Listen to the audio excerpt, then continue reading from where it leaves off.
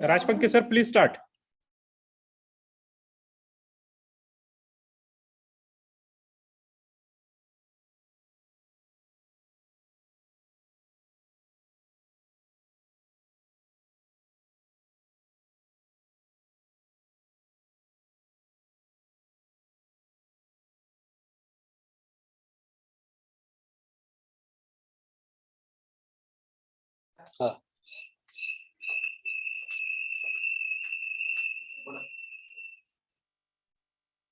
A very good morning, everybody.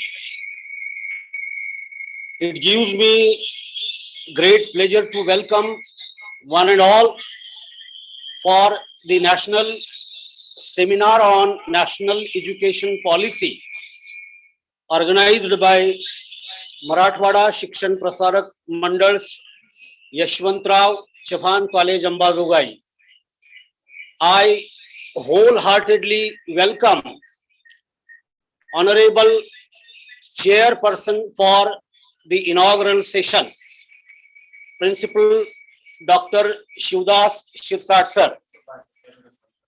At the same time, I feel pleased to welcome Honorable Principal Dr. Manoj Kamath sir, who is from Goa.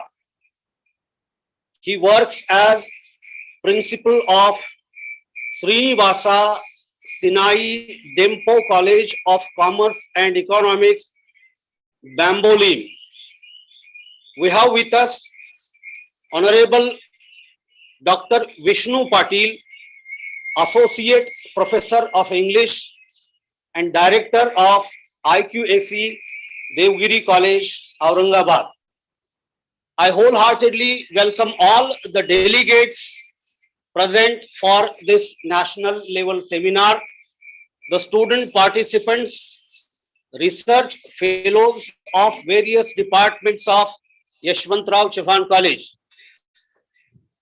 Let us begin the program by offering flowers to the image of Yashwantrao Ji Chauhan, the dynamic leader of Maharashtra, who worked as the Chief Minister, Revolutionary Chief Minister of Maharashtra. I request Honorable Principal Dr. Shivdas Shirsat sir, Honorable Vice Principal Dr. Ramesh Shinde sir, members of the IQAC Committee, Dr. Ahilya Barure, myself, Dr. Mukund Rajpanke, Director IQAC Yashwantrao Chauhan College, and all members of Yashwantrao Chauhan College. Dear friends, national education policy has got started and is expected for all the senior college teachers to understand what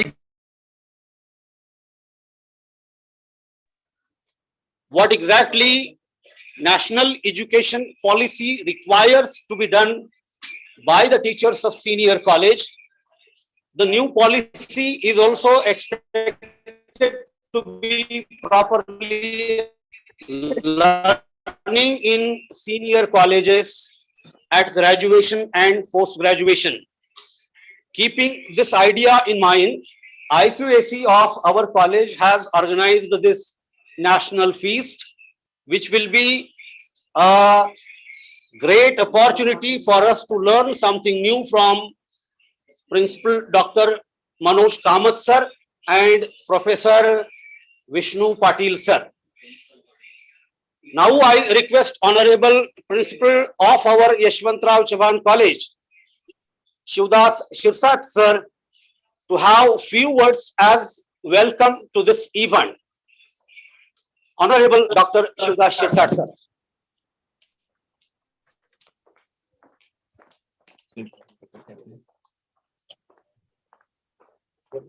Good morning, one and all.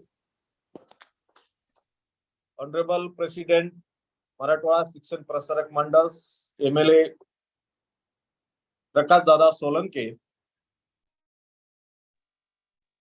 Secretary of MSP Mandals, MLC Satish Babu Chavan, all the respected member of governing body of Marathwada Shikshan Prasarak Mandals, Honorable College Development Committee members, and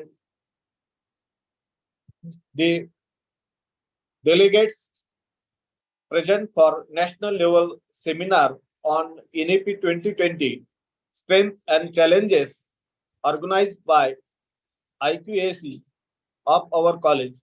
I wholeheartedly welcome resource person and inaugurator, thinkers, my friends, Honorable Principal Dr. Manoj Kamat from Srinivasa Shivai Temple College of Commerce and Education, Bambolini, Goa. My friends, Dr. Vishnu Patil, Director of IQAC, Devgiri College, Aurangabad. It gives me great pleasure to welcome the participant, teacher, and research scholar present for all the events. In these days, the subject of NEP 2020 is discussed a lot of. India has accepted new education policy with the focus on holistic development of the students. It aims at the implementation of effective use of ICT for teaching learning programs.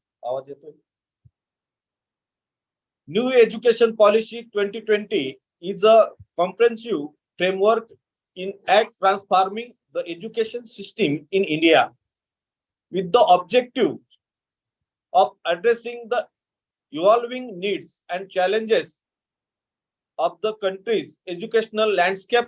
The policy encompasses various reforms and incentives that aim to promote holistic development, equitable access, quality.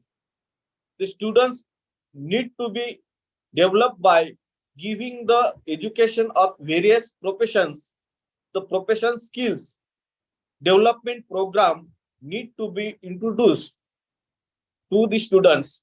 There is a change in traditional educational structure. Though this policy gives different opportunities to the students, there are some challenges in implementations like institutional reconstructing and consolidating the cluster hub. There is a need to improve institutions for skill development courses, research, and main challenge the recruitment of trained teachers in various institutions for all courses. To focus these ideas and the change in curriculum and its implementation, the educational society need to be advocated, keeping this point of view in mind. Our efficient IPSC has organized this national level seminar. The resource persons are deep studies scholar in this concern. Hope they will enlighten us during their sessions. Welcome all and thanks. I remain. Thank you. Jai Hind, Jai Bharat. Thank you, Honorable Principal Dr. Shivsat sir, for your welcome address to this national level seminar of our college. Thank you once again. Dear delegates, it gives me an opportunity to introduce a national level intellectual person who is one of the resource persons for this event. Now we are going ahead to have deep understanding of this topic with the help of the resource person, Principal Dr. Manoj Kamat sir.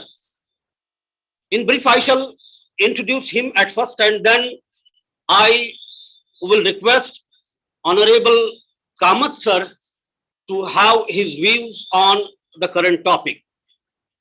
Dear delegates, Principal Dr. Manoj Kamath sir is working as principal of Srinivasa Tinai Dempo College of Commerce and Economics, Bambolim, Goa. Previously, he had also worked as principal of other colleges too. At present, he is the NAC peer team member of our nation and has assessed a number of colleges. He has deep experience of the 7 parameters of NAC through which the senior colleges of this nation are to be analyzed, are to be assessed, and are to be given the grades. It also gives me pleasure to tell you that Honorable Manoj Kamath sir has his post-doctorate in economics from Usmania University, Hyderabad. He is the PhD supervisor for many students who have completed their research work. To his credit, there are 12 books. Nowadays, he has been continuously contributing to the print media every week as a column writer. He also writes blog entitled Economically Yours. It also is a matter of pride for us that he is one of the academic scholars of our nation. He is a literary author, a great orator, a popular columnist, and he has established himself as the great administrator in the field of education. So such a dynamic person, a creative and critically insight developed person is going to address this national level seminar, and that is a great pleasure for us, sir. I request Honorable Principal Dr. Manoj Kamath sir to have his views on this occasion. Over to you, sir. Honorable Kamath sir. Namaskar and good morning to all of you. माझा आवाज येतोय का ठीक? Yes, sir. We are listening to you. Thank you so much. So Yeah. it is my great honor to be in this particular college, which is named after great Yashwantrao-ji Chauhan. And before I begin, let me pray my obeisance and salutations to this great leader and the only Maharashtrian leader who had an opportunity to hold around 4 important portfolios in the union government. That is the Home Ministry, the External Affairs Ministry, the Defense Ministry, and of course the Finance Ministry, along with the Deputy Prime Ministership under the reigns of Mr. Charan Singh for a brief period of time. Yashwantrao-ji's contribution to this great nation as a defense minister in 1962 during the Chinese War cannot be forgotten. आणि म्हणूनच म्हटलेलं आहे की हिमालयाच्या हाकेला धावलेला सह्याद्री या उत्तुंग अशा व्यक्तिमत्वाला मी मनापासून नमस्कार करतो. कारण अशा सारखी माणसं म्हणजे देवतुल्य माणसं म्हणजे काव्य, नाटक, संगीत या सगळ्या साहित्य क्षेत्रामध्ये including politics, diplomacy to heroism, national heroism, and being in the peak of power and influence called as Prati Shivaji or Nama Shivaji in the full country, I pay my homage, sincere homage to this great institution, and of course the founders and the current management and the trustees, including Sri MLA Prakash Bhau, Sri Satish Bhau, Prakash Dada, Dr. Raj Panke sir, Patil sir, and of course my good friend and principal of this great college, who has given good grade for this college. Let me also congratulate the IQAC as well as the management and all the students and staff members of this college for getting A+ grade in a few years of excellence and the wonderful efforts that they have done. So congratulations. Thank you, Sirsat sir, for inviting me here, and it gives me great pleasure to talk about the new education policy today. Friends, as we know, new education policy is one of the path-breaking policies in education throughout the world.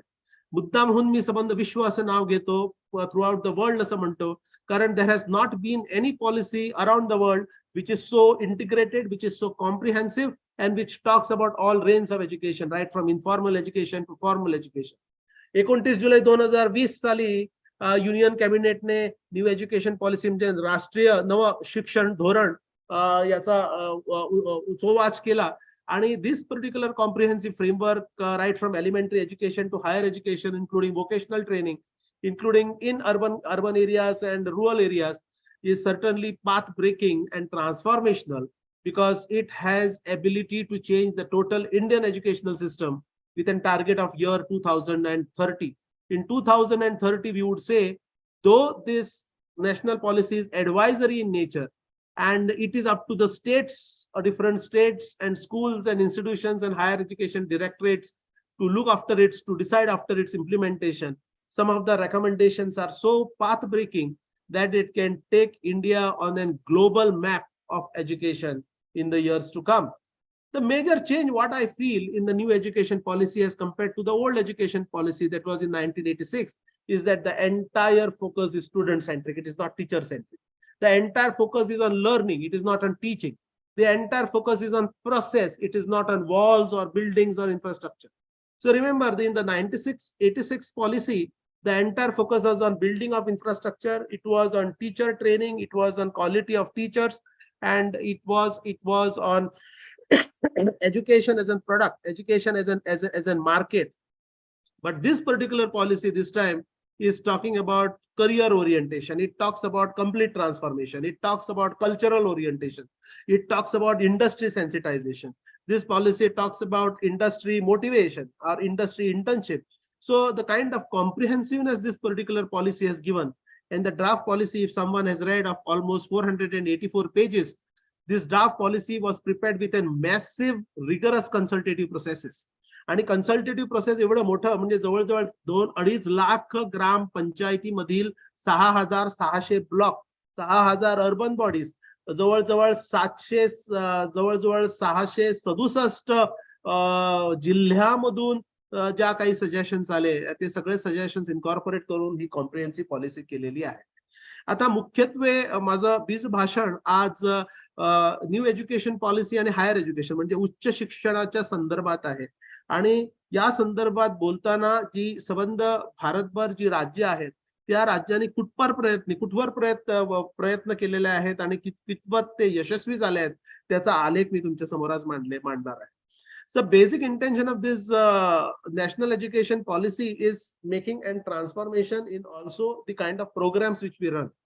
Traditionally, we were referring, like colleges like you and me, we are offering BA, BCom, BSc, MA, MCom, MSc kind of programs. These are traditionally, what you say, compartmentalized or watertight, junket kind of programs, where if you opt maybe for commerce with accounting, of course, you will not have any scope to study arts and economics. You will not have opportunity to study Marathi literature. You will not have opportunity to study music.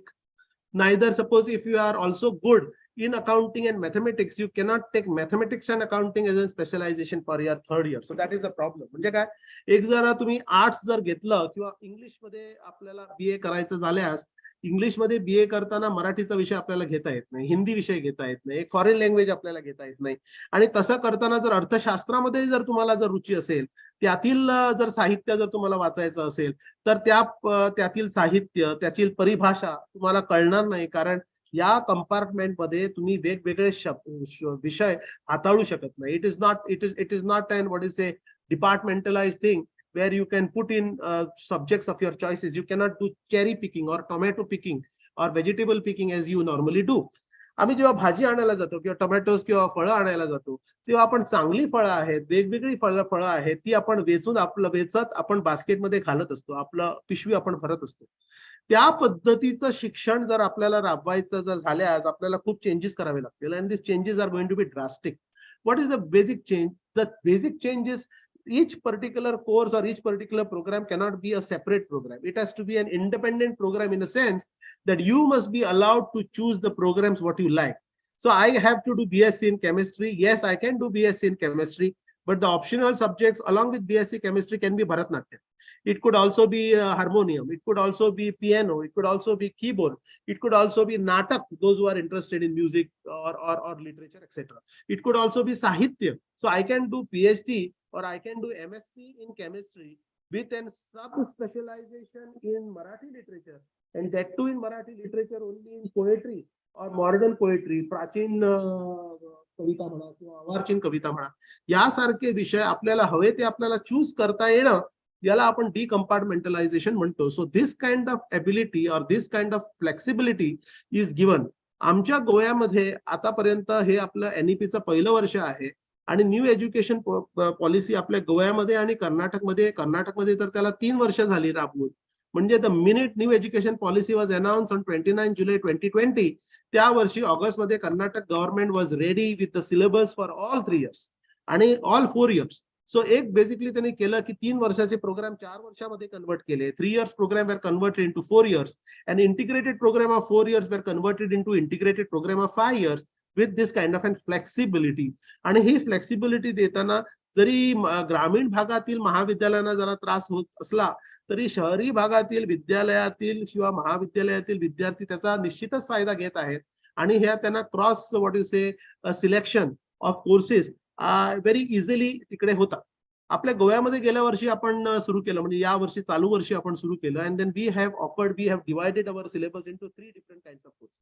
Core courses म्हणजे specialisation courses, non courses म्हणजे allied courses, ज्यात म्हणजे तुम्ही वेगळे विषय जे तुम्हाला तुमच्या संदर्भात तुमच्या आवडीनुसार जे घेता येईल त्याला आपण नॉन कोर कोर्सेस म्हणतो, किंवा कोर कोर्सेस म्हणजे तुमचे स्पेशलायझेशन कोर्सेस. त्याच्यानंतर VAC म्हणजे व्हॅल्यू एडेड कोर्सेस, आणि त्याच्यानंतर SCC म्हणजे स्किल एन्हान्समेंट कोर्सेस, ज्याच्यामध्ये प्रॅक्टिकॅलिटी आहे, ज्याच्यामध्ये एक्सपेरियन्शियल लर्निंग आहे, त्याला आपण स्किल एन्हान्समेंट कोर्सेस म्हणतो. सो एंटायर सिलेबस और entire structure was divided into core, non core, value added and skill enhancement courses. आणि प्रत्येक कंपोनंटला दरवर्षी आपल्याला किती क्रेडिट्स घ्यायचे त्याचं स्ट्रक्चर UGCने दिलेला जो आहे model curriculum framework, that model curriculum framework Goa University has accepted. Karnataka, all universities in Karnataka have accepted that model curriculum framework. So त्याच्यामध्ये काय झालं की कुठले कोर्सेस तुम्ही यावर्षी ऑफर करणार आहात, कारण कोर कोर्सेस मध्ये जर 50 कोर्स असतील तर सगळे कोर्सेस तुम्हाला फ्लोट करणं जमणार नाही. म्हणजे depending upon your ability, depending upon the choice of your teachers and of course the choice of the subjects by the students, we have decided that okay, out of 50 I will only float this 20, or I will float this 21 or 23 core courses. I will float this value added courses or this skill oriented courses, keeping aside the requirements of the teachers, balancing their workload. एकदा ही flexibility आपण निश्चित केल्यानंतर, structure मनामध्ये आणि पेपरवरती आणल्यानंतर, we have given this particular choice to students to choose and pick, and depending upon that we have filled our classes. पहिल्या वर्षी त्रास झाला, पण now we have learn enough to understand which combinations can go with which combinations. कुठलं combination कधी द्यायचं, कुठल्या सेमिस्टरला जायचं, कुठल्या वर्षी द्यायचं, याचा गणित आतापर्यंत गेल्या 6 महिन्यात आमचं पक्क झालेलं आहे. आणि गेल्या वर्षी म्हणजे या वर्षी, या चालू वर्षी जे आपल्याला त्रास झालेत ऍडमिशन करायला किंवा चॉईसेस ऑफर करायला, ते त्रास निश्चितच पुढच्या 1 वर्षात, 2 वर्षात आणि 3 वर्षात कमी होतील, 5 वर्षात शून्य होईल, आणि त्याची सवय आम्हाला सगळ्यांना लागेल अशी मला अपेक्षा आहे. But I tell you wonderfully well, first year students, whenever I interact with those students and go to their class, they are absolutely happy. Absolutely happy म्हणजे कशासाठी, त्यांना हवे ते चॉईसेस मी त्यांना देऊ शकतो. म्हणजे कोर कोर्सेस तुम्ही अकाउंटिंग घेतलं की नॉन कोर कोर्सेस तुम्ही बाकीच्या विषयामधून घ्या. स्किल एन्हान्समेंट तुम्हाला ऑप्शन्स आहेत, व्हॅल्यू ऍडेड चॉईस याच्यामध्ये ऍडेड कोर्सेस मध्ये ऑप्शन्स आहेत. So you are basically allowed to take number of what is a subjects from different courses, and that has added a big flavor.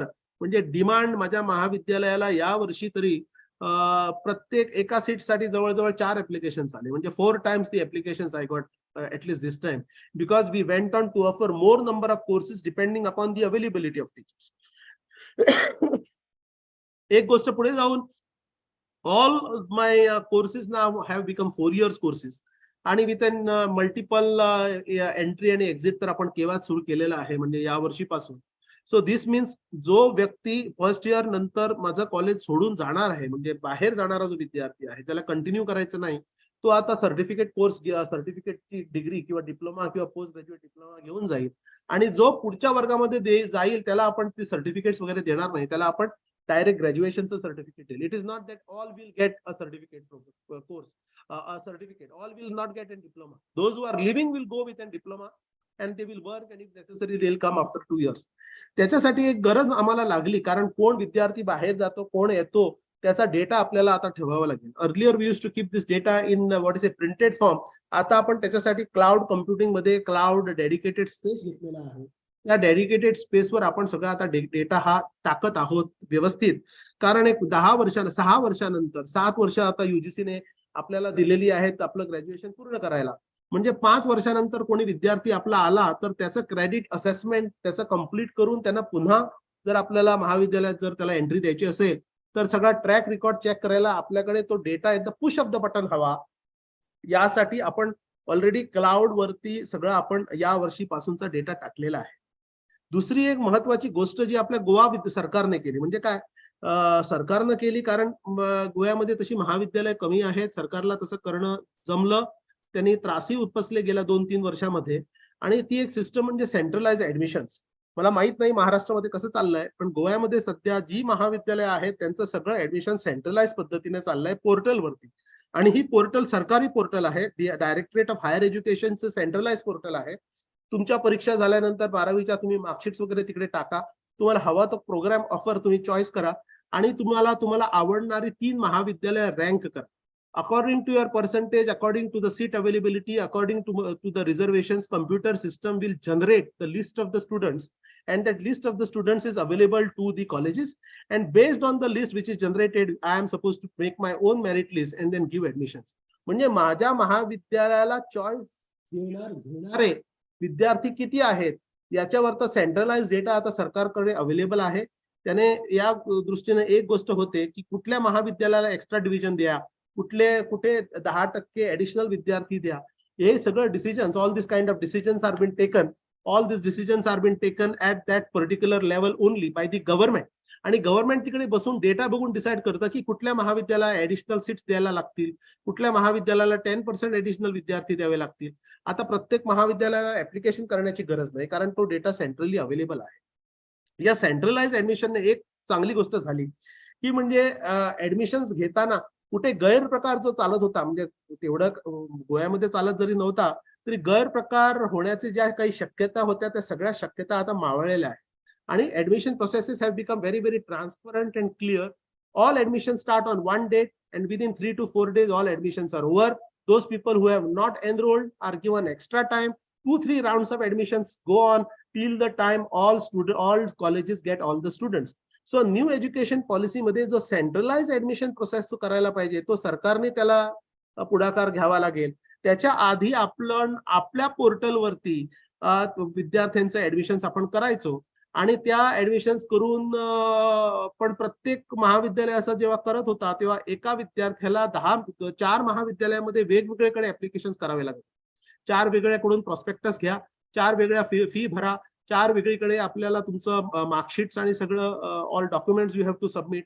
Now all this things is done at a centralised place. You choose you choose which college you want to join, you choose which subjects you want to join, and you choose college based on the choice of your subjects.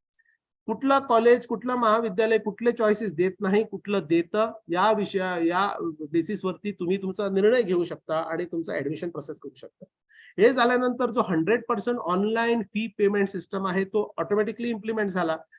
त्याच्यामुळे सगळं स्टुडंटचा जो data आहे, demographic data आहे, त्याच्या आई वडिलांचा data आहे, त्याचा educational data आहे, तो मला at the tip of the button, at the click of the button माझ्याकडे उपलब्ध झाला.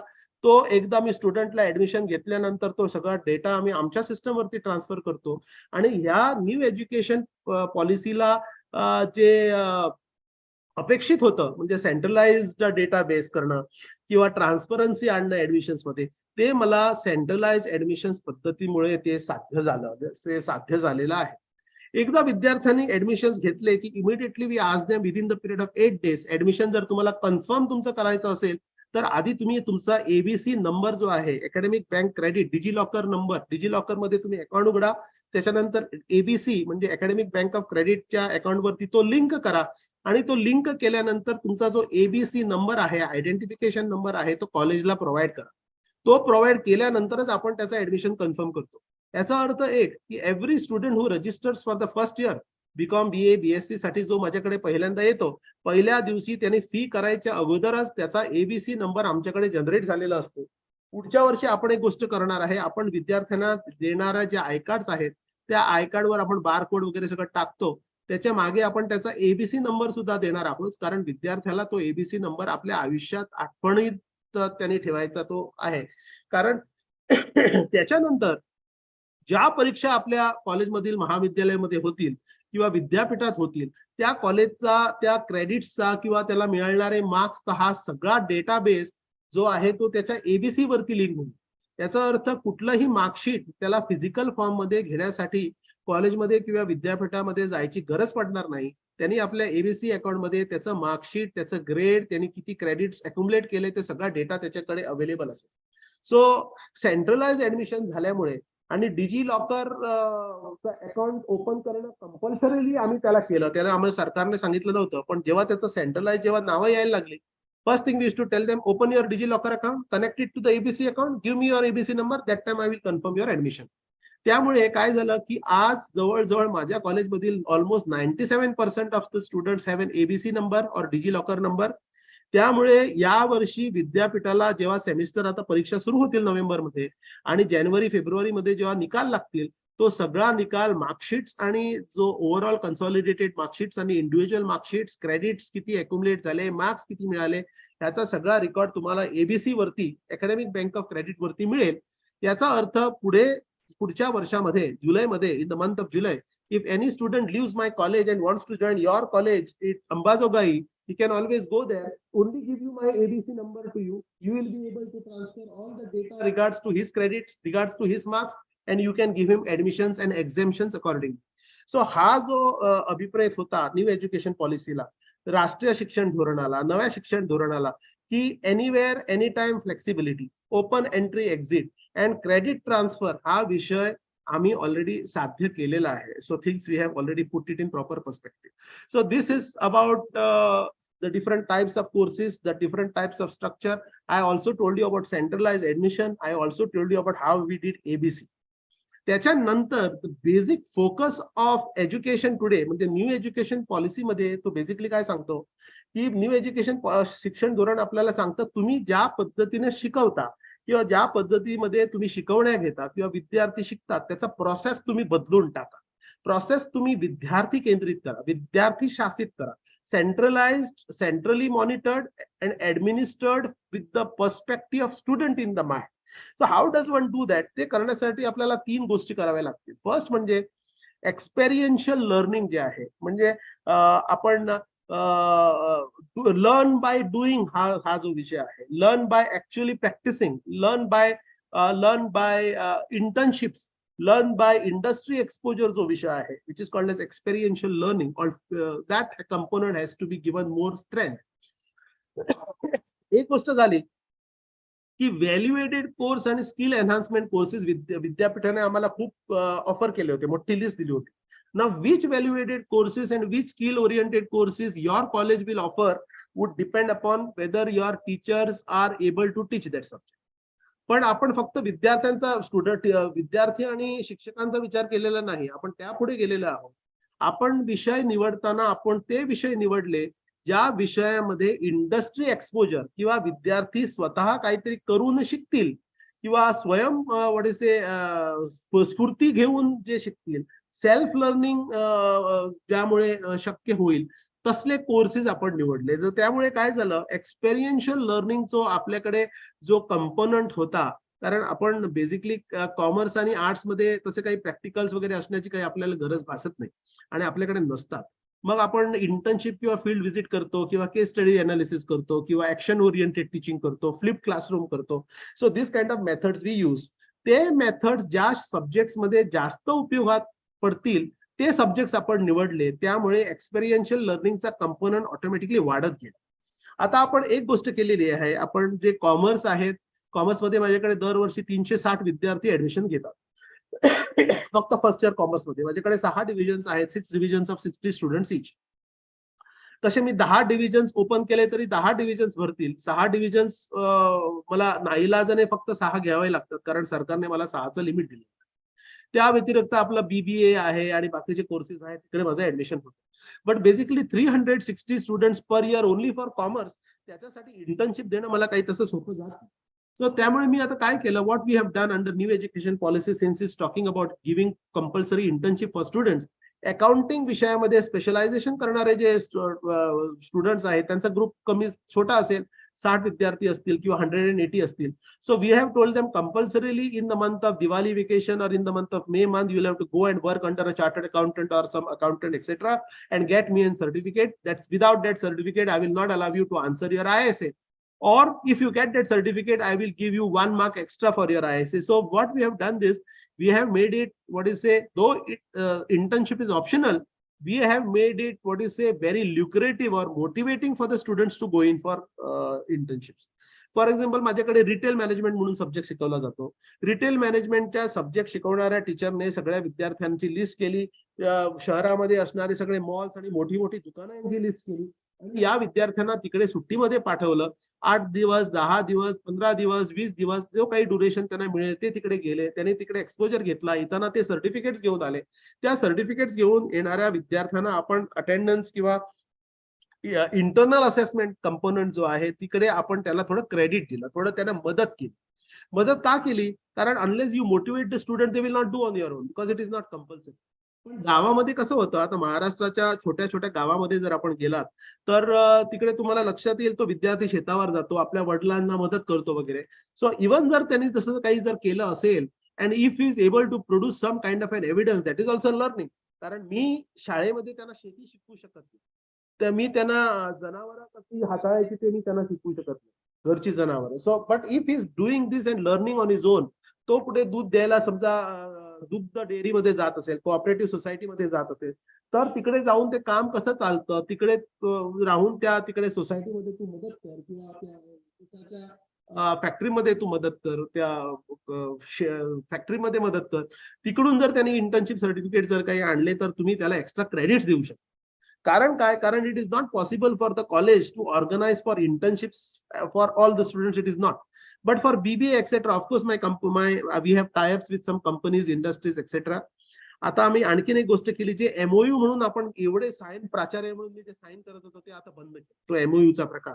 आता we said MOU we are going to do not only for the numbers but we are going to do an MOU only if it is going to be a functional MOU.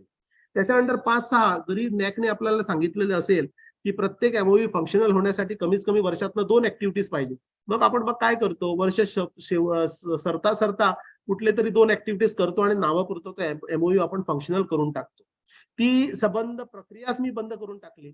I have told my teachers that unless you have 6 or 7 activities that MOU I don't want to sign.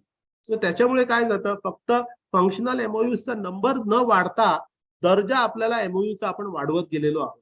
आणि now we have entered into MOU with small companies, with malls, to send them students for internships, to get their people for interaction with my students etcetera. So खऱ्या अर्थाने एक्सपेरियन्शियल learning जे विद्यार्थ्यांना अभिप्रेत आहे किंवा NEP ला अभिप्रेत आहे ते आपण द्यायचा पूर्णपणे प्रयत्न केलेला आहे. The next important thing is outcome based education और आउटकम बेस्ड करिक्युलम फ्रेमवर्क. तुम्ही करणाऱ्या कॉलेज महाविद्यालयामध्ये होणारी प्रत्येक इव्हेंट, म्हणजे जरी आज एक जरी टॉक जरी असला किंवा हेल्थ कॅम्प जरी असला, जर त्याचे आउटकम काय हे तुम्ही तिकडे फ्लायर मध्ये, तिकडे ब्रोशर मध्ये तुम्ही लिहायला पाहिजे. Because unless your outcomes are clear, you will not be able to measure them. After that particular event, are you going to take the feedback of the students or not? Are you going to measure or evaluate the outcomes or not? मी जोपर्यंत outcome मेजरमेंटचा विषय त्या report मध्ये असल्याशिवाय मी तो report साइनच करत नाही, ती press note सुद्धा पाठवत नाही किंवा तो रिपोर्ट मी ग्राह्यच धरत नाही. अशाने काय झालं की आउटकम बेस्ड जो फ्रेमवर्क आहे, करिक्युलम फ्रेमवर्क आहे, तो ऑटोमॅटिकली आपण अपग्रेड करत गेलो. कॉलेजचा NSS ची ऍक्टिव्हिटी असो किंवा ब्लड डोनेशन कॅम्प असो, प्रत्येक गोष्टीचे आउटकम तुम्ही लिहा. कार्यक्रम ठरवण्याआधी कार्यक्रमाचा आउटकम काय असेल त्याचं तुम्ही नमूदीकरण करा, त्याचं तुम्ही डॉक्युमेंटेशन करा आणि कार्यक्रम झाल्यानंतर आउटकम मेजरमेंट करा. याबद्दल आम्ही आता एकदमच प्रयत्नशील आहोत. अपार्ट फ्रॉम दॅट, जे ISS म्हणून जो इंटरनल इव्हॅल्युएशन कंपोनंट जो आहे, त्या इंटरनल इव्हॅल्युएशन कंपोनंटचे क्वेश्चन्स, प्रत्येक प्रश्न हा ब्लूम्स टॅक्सॉनॉमीला धरून असला पाहिजे आणि न्यू ब्लूम्स टॅक्सॉनॉमीला धरून असला पाहिजे. क्वेश्चन ऍक्शन वर्ड्स मध्ये हवेत, डिफाईन वगैरे शब्द तिकडे नकोत. Write the features, write the advantages असले पद्धतीचे प्रश्न आपण क्वेश्चन पेपर मधून हद्दपार करण्याचा प्रयत्न आपण करत आहोत. न्यू ब्लूम्स टॅक्सॉनॉमी मधील न्यू ऍक्शन वर्ड्स घेऊन प्रश्नपत्रिका सेट करा. अशा पद्धतीचे ऑर्डर्स आपल्याला संबंध महाविद्यालयामध्ये गेलेले आहेत. त्यानुसार आपल्या महाविद्यालयात आता होणारी प्रत्येक परीक्षा इंटरनल असेसमेंट पासून एक्सटर्नल असेसमेंट पर्यंत, म्हणजे मिड सेमिस्टर पासून एंड सेमिस्टर पर्यंत प्रत्येक प्रश्नपत्रिकेतील प्रत्येक प्रश्न ब्लूम्स टॅक्सॉनॉमीला अनुसरून असेल, आउटकम्सना अनुसरून असेल, आणि हा प्रश्नपत्रिका सेट झाल्यानंतर, परीक्षेचे रिझल्ट सेट झाल्यानंतर त्याचं इव्हॅल्युएशन करणारी मॅट्रिक्स आपण डिझाईन केलेली आहे. त्या मॅट्रिक्स वरती त्याचं इव्हॅल्युएशन आपल्याला करायचं आहे. आणि हे इव्हॅल्युएशन जर आपण केलं नाही तर outcome based curriculum framework adoption हा जो मुख्य विषय न्यू एज्युकेशन पॉलिसीमध्ये लिहून दिलेला आहे तो आपण पूर्णत्वास नेऊ शकणार नाही. Remember one thing, as a assessor मी तुम्हाला आज सांगतो की 7 क्रायटेरियाज बद्दल असेसमेंट नॉर्मली होतं, पण पुढे पुढे आता येणाऱ्या जानेवारी पासून बायनरी असेसमेंट होईल हे तुम्हाला आता कळलेलंच आहे. पण याच्या पुढे होणारं सगळं असेसमेंटचं फोकस एज्युकेशन वरती राहणार. दुसरं राहणार आहे ते एक्सपेरियन्शियल लर्निंग वरती. तुम्ही किती तुमचे स्टुडंट्स आहेत, किती SC ST OBC आहेत, यावर तुम्हाला मार्क मिळणार नाहीत. तुम्हाला आता मार्क फक्त outcome based education, experiential learning, training, internship, placements यासारख्या विषयावरती जास्त वेटेज असणार आहे. आणि न्यू एज्युकेशन पॉलिसीमध्ये हेच त्यांनी म्हटलेलं आहे. So this thing we have done. Next thing is in new education policy is to give more support to the marginalized. म्हणजे तुमच्या महाविद्यालयामध्ये किंवा कुठल्या शैक्षणिक याच्यामध्ये कसं आपण नोडल ऑफिसर अपॉइंट करायचो, ST साठी वेगळा नोडल ऑफिसर, SC साठी वेगळा ऑफिसर, मुसलमान विद्यार्थ्यांसाठी वेगळा नोडल ऑफिसर, कॅथलिक विद्यार्थ्यांसाठी वेगळा नोडल ऑफिसर, अशा प्रत्येक जे घटक आहेत, कमी इन्कम दर्जाचे लोक जे आहेत, लो इन्कम कॅटेगरी, त्यांच्यासाठी वेगळा नोडल ऑफिसर आपण आयडेंटिफाय केलेला आहे. तसं वुमन स्टुडंटसाठी वेगळा नोडल ऑफिसर केलेला आहे. ग्रामीण भागातून येणाऱ्या विद्यार्थ्यांसाठी एक वेगळा नोडल ऑफिसर आपण टीचर मधनं एकाला त्याच्याकडे ती रिस्पॉन्सिबिलिटी दिलेली आहे. म्हणजे ग्रामीण भागातील कुठल्याही दिवशी माझ्याकडे किती विद्यार्थी आहेत, मुसलमान किती आहेत, कमी इन्कम घटकातील लोक किती आहेत, याचा पूर्ण डेटा त्यांनी स्कॉलरशिप घेतली की नाही, घेतली नसेल तर का घेतली नाही, याचा पूर्ण लेखाजोखा प्राचार्य म्हणून माझ्या टेबलवर नेहमी तो तयार असतो. कारण this particular nodal officers are doing the kind of an encouragement and motivation to my those particular students. आणि त्या विद्यार्थ्यांना आपल्या दुःख, आपल्या व्यथा कळणारा कोणतरी टीचर तिकडे आहे आणि तो आयडेंटिफाय केलेला आहे, एवढा ही जाणीव झाल्यानंतर ती विद्यार्थी मग ऑटोमॅटिकली पुढे यायला लागतात. सो इन्क्लुसिव्ह एज्युकेशन आणि डिप्राइव्ड सोसायटीसाठी, डिप्राइव्ड जे कम्युनिटीज आहेत त्यांना सपोर्ट देणं, हे न्यू एज्युकेशन पॉलिसीमध्ये जे त्यांनी सांगितलंय. त्यासाठी जी आवश्यक जी फेररचना करायची असेल तर ती फेररचना शासन करू शकणार नाही, की महाविद्यालयाने करायची असते, आणि ती आपण केलेली आहे. तसंच माझ्या महाविद्यालयामध्ये आता रिसर्च साठी एक वेगळा टीचर, डेव्हलपमेंट आणि इनोव्हेशन साठी वेगळा टीचर, ट्रेनिंग साठी एक वेगळा टीचर नॉमिनेट केला आहे. ते ट्रेडिशनल जे आमचे कमिटीज तुम्हाला तुमच्या आणि माझ्या महाविद्यालयामध्ये गेल्या 50-60 वर्षामध्ये एकाच पद्धतीच्या कमिटी आधी व्हायच्या. कुठल्या? Discipline committee, student council committee, cultural committee आणि अशा पुष्कळ कमिट्या. आता त्या सगळ्या कमिट्या मी कालबाह्य केल्या आणि रिसर्च साठी एक वेगळी कमिटी, इनोव्हेशन अँड डेव्हलपमेंट साठी वेगळी कमिटी, ट्रेनिंग देणारी वेगळी कमिटी, करिअर साठी वेगळी कमिटी, इंटर्नशिप साठी वेगळं, प्लेसमेंट साठी वेगळं, टीचिंग लर्निंग टेक्नॉलॉजी साठी वेगळं, इव्हॅल्युएशन साठी वेगळी, न्यू एज्युकेशन पॉलिसीसाठी एक प्रोग्राम ऑफिसर. सो अशा पद्धतीचे नवे पोर्टफोलिओज आपण केले. त्या नव्या पोर्टफोलिओमध्ये काय होतं की समजा एक मला आता करिअर काउन्सिलिंग वगैरे विद्यार्थ्यांना करायचं असेल तो करिअर मला बघतो. ट्रेनिंग समजा मला 8 दिवस 10 दिवस शॉर्ट टर्म सर्टिफिकेट कोर्सेस द्यायचा असेल तर तो ट्रेनिंग मला बघतो. इंटर्नशिप्स कुठे जर पाठवायचं असेल, माझ्या मगाशी मी तुम्हाला जसं सांगितलं, माझ्या अकाउंटिंग टीचरने समजा ऑडिटर कुठल्या तरी चार्टर्ड अकाउंटंट्सकडे 10 विद्यार्थी पाठवले, किंवा मार्केटिंग शिकवणाऱ्या टीचरने समजा कुठल्या तरी डिपार्टमेंटल स्टोअर मध्ये 1-5 विद्यार्थी पाठवले, तर त्याचा रिपोर्ट माझा तो इंटर्नशिप बघणारा जो टीचर आहे, त्याचा पोर्टफोलिओ असणारा टीचर आहे, त्याच्याकडे तो रिपोर्ट जातो. आणि he any time has that particular data about how many of my students have gone out. म्हणजे कुठल्या वर्गामध्ये आज प्रॅक्टिकल झाले, कुठल्या वर्गामध्ये आज गेस्ट फॅकल्टी आला, कुठल्या विद्यार्थ्यांनी स्टडी टूर साठी विद्यार्थी, टीचरने स्टडी टूर साठी विद्यार्थी बाहेर नेले, त्याचा पूर्ण डेटा माझा टीचिंग लर्निंग जो डिपार्टमेंट आहे, पोर्टफोलिओ आहे, त्या टीचरकडे जातो. So he is building up his particular story. आणि अशामुळे मी तो स्टोरी बिल्डअप करत जातो. So this is the way how we must approach. तसं भारतीय भाषा आणि संस्कृती, Indian language and Indian culture, त्याच्यासाठी आपण इंडिक असं नाव, एक छान सोज्वळ नाव दिलेलं आहे, इंडिक स्टडीज किंवा इंडिक डिपार्टमेंट और इंडिक सेल. तसं इंडिक सेल स्थापन करणे गरजेचं आहे. कारण कल्चरल डायव्हर्सिटी, कारण सांस्कृतिक जे डायव्हर्सिटी आपल्या विद्यार्थ्यांमध्ये आहे, त्यामध्ये एक संघता, to bring in kind of an coordination, we require a cell called as Indic cell. म्हणून मी आता कल्चरल सेल, कल्चरल कमिटी जी होती ती कल्चरल कमिटी ती काढून टाकून एक नवी कमिटी त्यामध्ये केली, ही इंडिक कमिटी. म्हणजे तुमचे सण जे तुम्ही साजरे करता, किंवा नवरात्र करता, किंवा उद्या गणेश चतुर्थी कराल तुम्ही, किंवा क्रिसमस कराल, ते सगळं इंडिक सेलच्या अंडर येतं. म्हणजे ट्रेडिशनली भारतीय भाषा किंवा भारतीय संस्कृती किंवा भारतीय राहणीमान किंवा भारतीय विज्ञान याचं प्रसारण जर आपल्याला जर करायचं असेल, याचा प्रचार आणि प्रसार जर करायचा असेल, तर या कमिटी मार्फत होतं. हेही एक उद्दिष्ट आहे आपल्या न्यू एज्युकेशन पॉलिसीमध्ये. न्यू एज्युकेशन पॉलिसी फक्त प्रोग्राम्स आणि स्ट्रक्चर बद्दल बोलत नाही, तर न्यू एज्युकेशन पॉलिसी तुम्हाला आउटकम बेस्ड करिक्युलम फ्रेमवर्क बद्दल बोलतो. न्यू एज्युकेशन पॉलिसीमध्ये इंडियनायझेशन म्हणजे इंडिक स्टडीज जे आहेत, Indian languages, Indian culture, Indian tradition, Indian ethos, Indian values, याच्यावरती एक पॅरेग्राफ आहे, तो आपण इंडिक स्टडीज मधून करतो. तसं रिजनल लँग्वेज किंवा भारतीय भाषा, किंवा आपल्या महाराष्ट्रामध्ये मराठीचे कित्येक बोलीभाषा आहेत. म्हणजे तुमची अहिरणी वेगळी, तुमच्या देशामधील मराठी वेगळी, तुमच्या अमरावती विदर्भामधील मराठी वेगळी, नागपूरमध्ये वेगळी, आपल्या औरंगाबादमध्ये वेगळी. या सगळ्या बोलीभाषामधील कार्यक्रम तुम्हाला आता करायला हवे. कारण काय, मालवणी भाषा तुम्ही बोलता म्हणून त्यामध्ये लाज येण्याचं काही प्रकरण काही गरज नाही. किंवा तुम्ही औरंगाबादी जर तुम्ही मराठी बोलला, हिंदी मिश्रित बोलला, किंवा नागपुरी सारखी जर बोलला, तर ती मराठी जरी वेगळी आपल्याला कानावर लागेल, तरी मराठीचा आपल्याला स्टँडर्डायझेशन करायचं नाहीये. That is not the goal. Local जे फ्लेवर आहे, रिजनल जो फ्लेवर आहे, तो रिजनल फ्लेवर आपल्याला तसाच ठेवायचा आहे. म्हणून तुम्ही कार्यक्रम करताना त्या बोली भाषेमध्ये जरी तुम्ही मराठी भाषेमध्ये जरी कार्यक्रम केले, I think it will add up to the diversity. आणि जे म्हणणं आहे न्यू एज्युकेशन पॉलिसीमध्ये, इंडियनायझेशन करताना लोकलायझेशनही करा, तोही तुम्ही मुद्दा एक तुम्ही युटिलाइज करणार आहात. अदर देन दिस, इन्फ्रास्ट्रक्चर डेव्हलपमेंट करणे फक्त आता नवे बिल्डिंग्स पाहिजेत किंवा नवा लॅब्स पाहिजे, याच्यासाठी तुम्हाला प्रकाश दादा किंवा सतीश भाऊंकडे पुन्हा जायची गरज भासणार नाही. यासाठी आपण कम्युनिटी एंगेजमेंट द्वारा काय करू शकतो याच्याकडे तुम्ही लक्ष द्या. म्हणजे बेसिकली आता ऑफकोर्स रुसा जे राष्ट्रीय उच्चतम शिक्षा अभियान जे आहे, त्याचं नाव आतमध्ये आता बदल झालेला आहे आणि त्याला आता PM उषा असं म्हटलं जातं.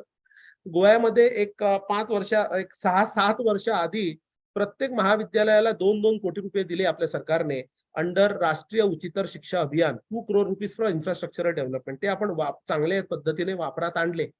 आजच म्हणजे today is the last date for applying for 5 lakh rupees grant for colleges under the PM USHA scheme. म्हणजे रुसा 3.0 अंडर प्रत्येक महाविद्यालयाला 5 कोटी रुपये पर्यंत भरघोस जी निधी जी आहे शासनाद्वारे दिली जाईल, त्याच्यासाठी जी PM उषा ही स्कीम आहे, तो इम्प्लिमेंट करण्याची गोव्यामध्ये आज लास्ट डेट होती, म्हणजे प्रपोजल्स देण्यासाठी. पण फक्त सरकारवर किंवा शासनावरती निर्भर न राहता तुम्ही समजा 10 वर्षासाठी इन्स्टिट्यूशनल डेव्हलपमेंट प्लॅन जर तुम्ही आपल्या महाविद्यालयासाठी केला आणि जर तुम्ही वेबसाईट वरती टाकला, आणि कॉर्पोरेट सोशल रिस्पॉन्सिबिलिटी अंडर किंवा जे MP चा जो फंड असतो, त्या फंड अंडर जर तुम्ही अंडर दिस पर्टिक्युलर प्लॅन एका छोट्या प्रोजेक्टसाठी जर तुम्ही फंडिंग मागितलं, तरी तुमची इन्फ्रास्ट्रक्चर डेव्हलप होऊ शकेल. कारण इन्फ्रास्ट्रक्चर डेव्हलप होणे काही 1-2 वर्षामध्ये होणारी गोष्ट नसते. ती एक कायम प्रक्रिया असते. त्याला 5, 10, 15, 25 वर्ष लागलेली असतात. आणि ज्या महाविद्यालयाच्या वास्तूमध्ये आज जे तुम्ही आहात किंवा मी आहे, ती गेल्या 50-60 वर्षामध्ये माझं महाविद्यालय डेव्हलप होत गेलेलं आहे. ते एका वर्षामध्ये झालेलं नाही. म्हणून लक्षात घ्या, इन्फ्रास्ट्रक्चर डेव्हलपमेंट हा नव्या शैक्षणिक धोरणामध्ये महत्वाचा मुद्दा नाही. तो आधीच्या 1986च्या धोरणामध्ये होता. आता सगळा फोकस जिकडे खर्च होणार नाही, पण आपल्या प्रशासनामध्ये, आपल्या प्रक्रियेमध्ये, आपल्या प्रोसेसेसमध्ये, आपल्या सिस्टम्समध्ये, आपल्या ओरिएंटेशन मध्ये जे काही पैशाशिवाय बदल होऊ शकतात, all those particular changes which can happen without implementation or without any cost interpretation or without any expenses to be incurred. All these things can be done under the new education policy. So थोडक्यामध्ये new education policy मध्ये करण्यासारख्या खूपशा चांगल्या गोष्टी आहेत आणि याच्यासाठी IQAC प्रत्येक कॉलेजची ऍक्टिव्ह पाहिजे. ऍक्टिव्ह म्हणजे जर तुम्ही क्रिएटिव्ह पद्धतीने जर लक्ष दिलं आणि त्यातल्या त्यात जर तुमच्याकडे शिरसाट सारखे प्राचार्य जर असेल की प्रत्येक गोष्टीमध्ये लक्ष देणारे, कमी बोलणारे आणि व्यवस्थित विचार करून काहीतरी निर्णय करणारे. So I am very hopeful की तुमचं जे महाविद्यालय आहे अंबाजोगाई येथील ते महाविद्यालय A+ कडून A++ कडे ऑटोमॅटिकली वाटचाल करेल आणि त्या दृष्टीने नव्या शिक्षण धोरणाच्या मध्ये होणारे जे अपेक्षित बदल पैशाशिवाय इन्व्हेस्टमेंट शिवाय कसे काही साध्य करू शकतो याच्याविषयी जर तुमची जर थिंकिंग प्रोसेस ला चालना देण्यासाठी आजचा सेमिनार जर तुम्ही ऑर्गनाइज केलेला असेल तर मला वाटतं तर त्यांनी चांगली गोष्ट आज केलेली आहे. So thank you for calling me and giving me an opportunity to speak about my ideas about new education policy. New education policy म्हणजे काय, त्याच्यामध्ये काय काय सांगितलं गेलेलं आहे ते 2020 पासून 2023 ऑक्टोबर पर्यंत आपण ऐकत आहोत. आता ते पाठ झालेला आहे म्हणून मी तो नेहमीचा मार्ग न स्वीकारता आम्ही काय केलं किंवा बाकीचे राज्य काय करतायत त्याच्याविषयी मी थोडं बोललो. आता शेवटचं 1 मिनिट मी क्लस्टर कडे जाईन. न्यू एज्युकेशन पॉलिसी काय म्हणतं की येत्या 5 वर्षामध्ये किंवा येत्या 10, 15, 20 वर्षामध्ये आपल्याला एफिलिएटेड कॉलेज सिस्टम आपल्याला नको आहे. एक तर तुम्ही डीम्ड युनिव्हर्सिटी व्हा किंवा तुम्ही ऑटोनॉमस व्हा किंवा 2, 3, 4, 5 कॉलेजेस किंवा जवळच्या कॉलेजेस, ग्रामीण भागातील कॉलेजेस जवळ या आणि त्याला आपण क्लस्टर अरेंजमेंट म्हणू.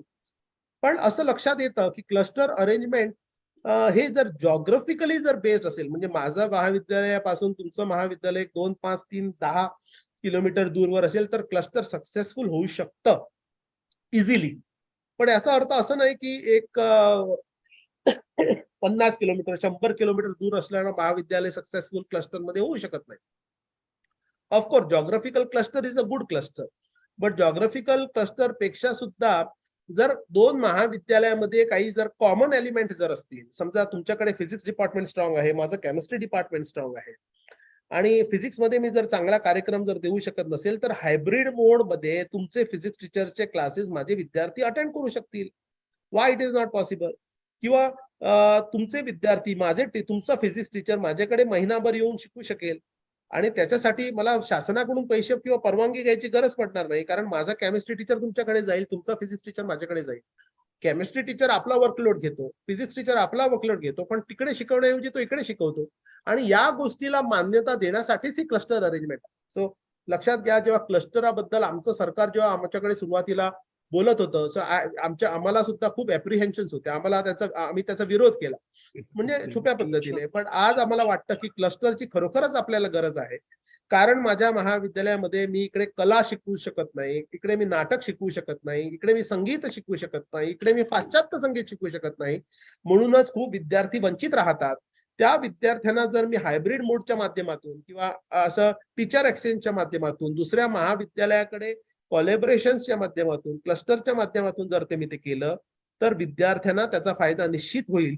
आणि आज मला वाटतं गोव्यामध्ये आज आम्ही तयार आहोत पूर्णपणे क्लस्टर कॉन्सेप्ट राबवण्यासाठी आणि in order to make it successful I think in next 1 or 2 months government has already approved the cluster concept in Goa. In 1 or 2 months we might enter into an agreement for cluster. त्यात फक्त राष्ट्रीय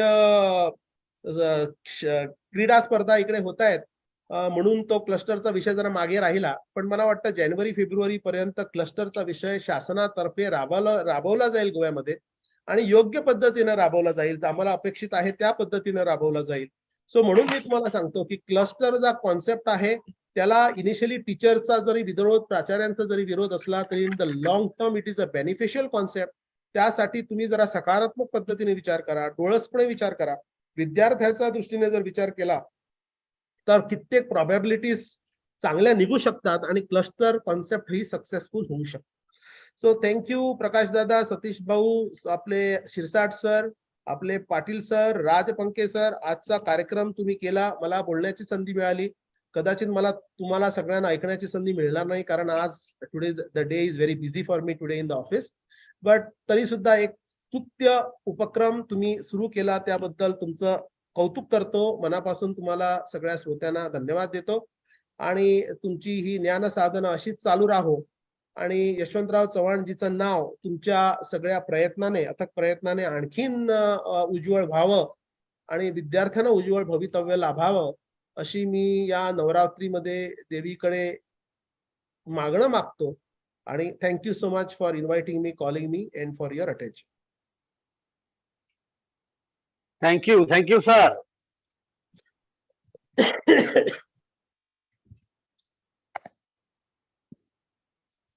Hello. Yeah, thank you. Yes, thank you. Thanks a lot, sir. It was really very happy experience to listen you on various things regarding national education policy, which was started during 2020. Now we are at 2023. From last 3 years, drastic changes have taken place in this policy. Now it is student friendly. It is also going to be teacher friendly, ICT friendly, and number of things which you spoke about are praiseworthy.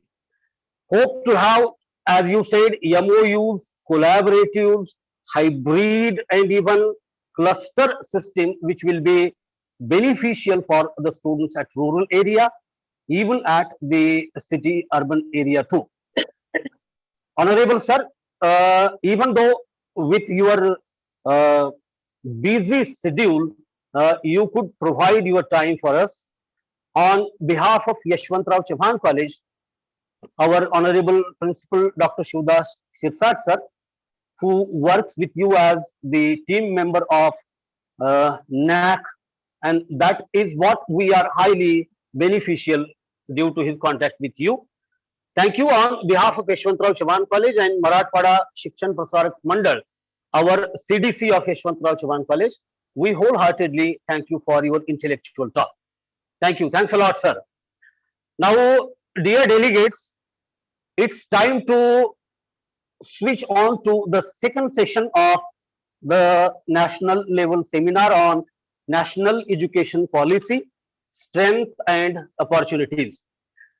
We have with us Honorable Vishnu Patil sir, Director of IQAC of Devgiri College, Aurangabad, which is one of the branches of Marathwada Shikshan Prasarak Mandal. I request member IQAC, Dr. Ahilya Barure of our Yashwantrao Chauhan College, to introduce Honorable Dr. Vishnu Patil sir, who is the second resource person for our second session. Am I audible, Honorable Barure madam? Yes, sir. Yes, sir. Yes, please. Thank you, sir, for giving me this opportunity to introduce today's resource person. First of all, I would like to welcome all participants on this stage. Dr. Vishnu Patil is currently working in the Department of English of Devgiri College, Aurangabad. He is also working as Director of IQAC of Devgiri College since 2012. The college got A++ grade with 3.59 CGPA in 2022, and it is the highest in Maharashtra. Yeah. Dr. Vishnu has published several books and research papers at national and international conferences and seminars. Honorable Sir has completed 4 research projects sponsored by UGC, Maharashtra State Women Commission, and Dr. Babasaheb Ambedkar Marathwada University, Aurangabad. I would like to mention specially here that he has been recently sanctioned a major research project sanctioned by ICSSR, which is also related to national education policy. Sir has received State Level Avishkar Award in 2016 at Savitribai Phule University, Pune.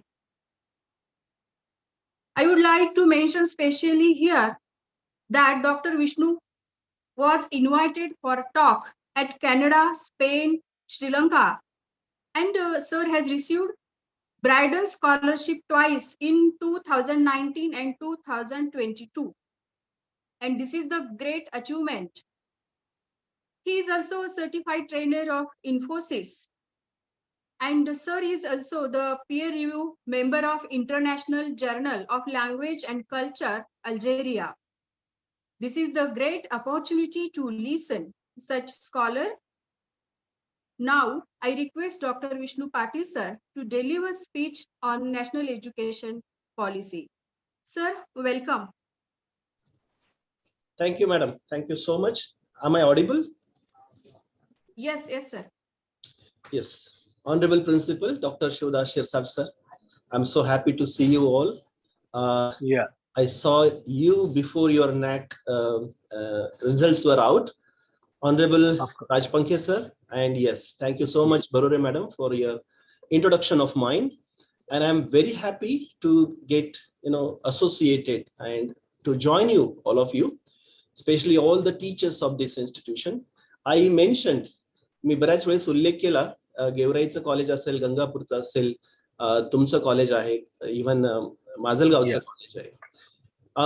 आपण जर अगोदरच्या NAAC process बद्दल जर पाहिलं तर त्यावेळेस बरेच जण म्हणत होते की एक सायन्स फॅकल्टी आहे जी की पूर्ण नॉन ग्रँट आहे, त्यामुळे होणारे असलेले चॅलेंजेस, ह्या सगळ्या चॅलेंजेस मी ओव्हरकम करून मी प्राचार्य सरांना खरंच आणि तुमच्या पूर्ण टीमला मी तुमचे आभार तुमचं अभिनंदन करतो. आणि मला आभार पण याच्यासाठी मानतो की तुम्ही त्या रिजन मधले एक हे आपलं जे कॉलेज आहे एका अशा उंचीला नेऊन ठेवलेलं आहे. A+ ग्रेड, ज्या अगोदर आपण ग्रेड सुद्धा ऍक्च्युली थोडक्या ह्याच्यामध्ये गमावला होता. मला खूप चांगलं वाटतं की ज्यावेळेस विथ सर्टन लिडरशिप, एक नेतृत्व आणि सगळ्यांनी मिळून काम केल्यानंतर कशा पद्धतीनं एक एक्सलंट रिझल्ट, आणि हा रिझल्ट आपण पाहतोय, कम्पेअर करतोय इतर कॉलेजेस सोबत की जर हे कॉम्बिनेशन या पद्धतीचं लिडरशिप नसेल तर काय अडचणी येऊ शकतात. तर या एका नोट सोबत मी सुरू करतोय आणि मला 3 गोष्टी उल्लेख करायच्या आहेत माझ्या या पूर्ण डिस्कशन मध्ये. नंबर 1 की NEP किंवा नॅशनल एज्युकेशन पॉलिसीची गरज का आहे. नंबर 2, याबद्दल जनरली आता आपल्या पूर्ण भारतामध्ये मानसिकता काय आहे, जे आपण आता बोलत असताना पाहतोय की आता इव्हन कामत सरांचं ऐकत असताना सुद्धा त्यांनी किती परफेक्टली बॅलन्स केलं की याच्यातल्या काही चॅलेंजेस पण आहेत आणि काही गोष्टी आहेत की ज्या आपल्याला इनइव्हिटेबल आहेत, टाळता येण्यासारख्या नाही आहेत. आणि मग मानसिकता कशा पद्धतीनं होते याची सुरुवात मी ऑनरेबल सतीश चव्हाण, आपले MSP मंडल सेक्रेटरी, यांनी ज्यावेळेस विधान परिषदेमध्ये NEPच्या संदर्भात एक लक्षवेधी सूचना मांडली होती, त्याच्याबद्दलचा मला ड्राफ्ट वाचायला मिळाला. त्यातून एक गोष्ट लक्षात आली की ऑफकोर्स ही घटना 5-6 महिन्यापूर्वीची आहे किंवा त्याच्यापेक्षाही थोडी जुनी आहे. त्यावेळेस त्यांनी प्रश्न विचारला होता की NEP बद्दल का कोणालाही स्पष्ट आयडिया नाहीये. नंबर 1, जी कोर कमिटी आहे दिल्लीला, ज्यांना ट्रेनिंग दिलेली आहे, जे या ड्राफ्ट करण्यामध्ये कॉन्ट्रीब्यूट करतायत, त्यानंतर स्टेट वाईज कमिटीज आहेत. Why nobody is able to give the information or correct information, authentic information and final information. बघा आता हा खूप महत्वाचा मुद्दा आहे. इथून ज्यावेळेस आपण NEP बद्दल बोलतोय तर मला असं वाटतं की फक्त हायर एज्युकेशनचं बोलून नाही चालणार. आपल्याला हा जो पूर्ण संरचना चेंज होते, पहिली किंवा आता जे नवीन पद्धतीनं जो एक सेगमेंट तयार होतोय, आपण ज्याला आधी किंडर गार्डन वगैरे म्हणायचो, तर ह्या सगळ्या चेंजेस कशा होत आहेत याही कडे आपल्याला लक्ष द्यावं लागेल.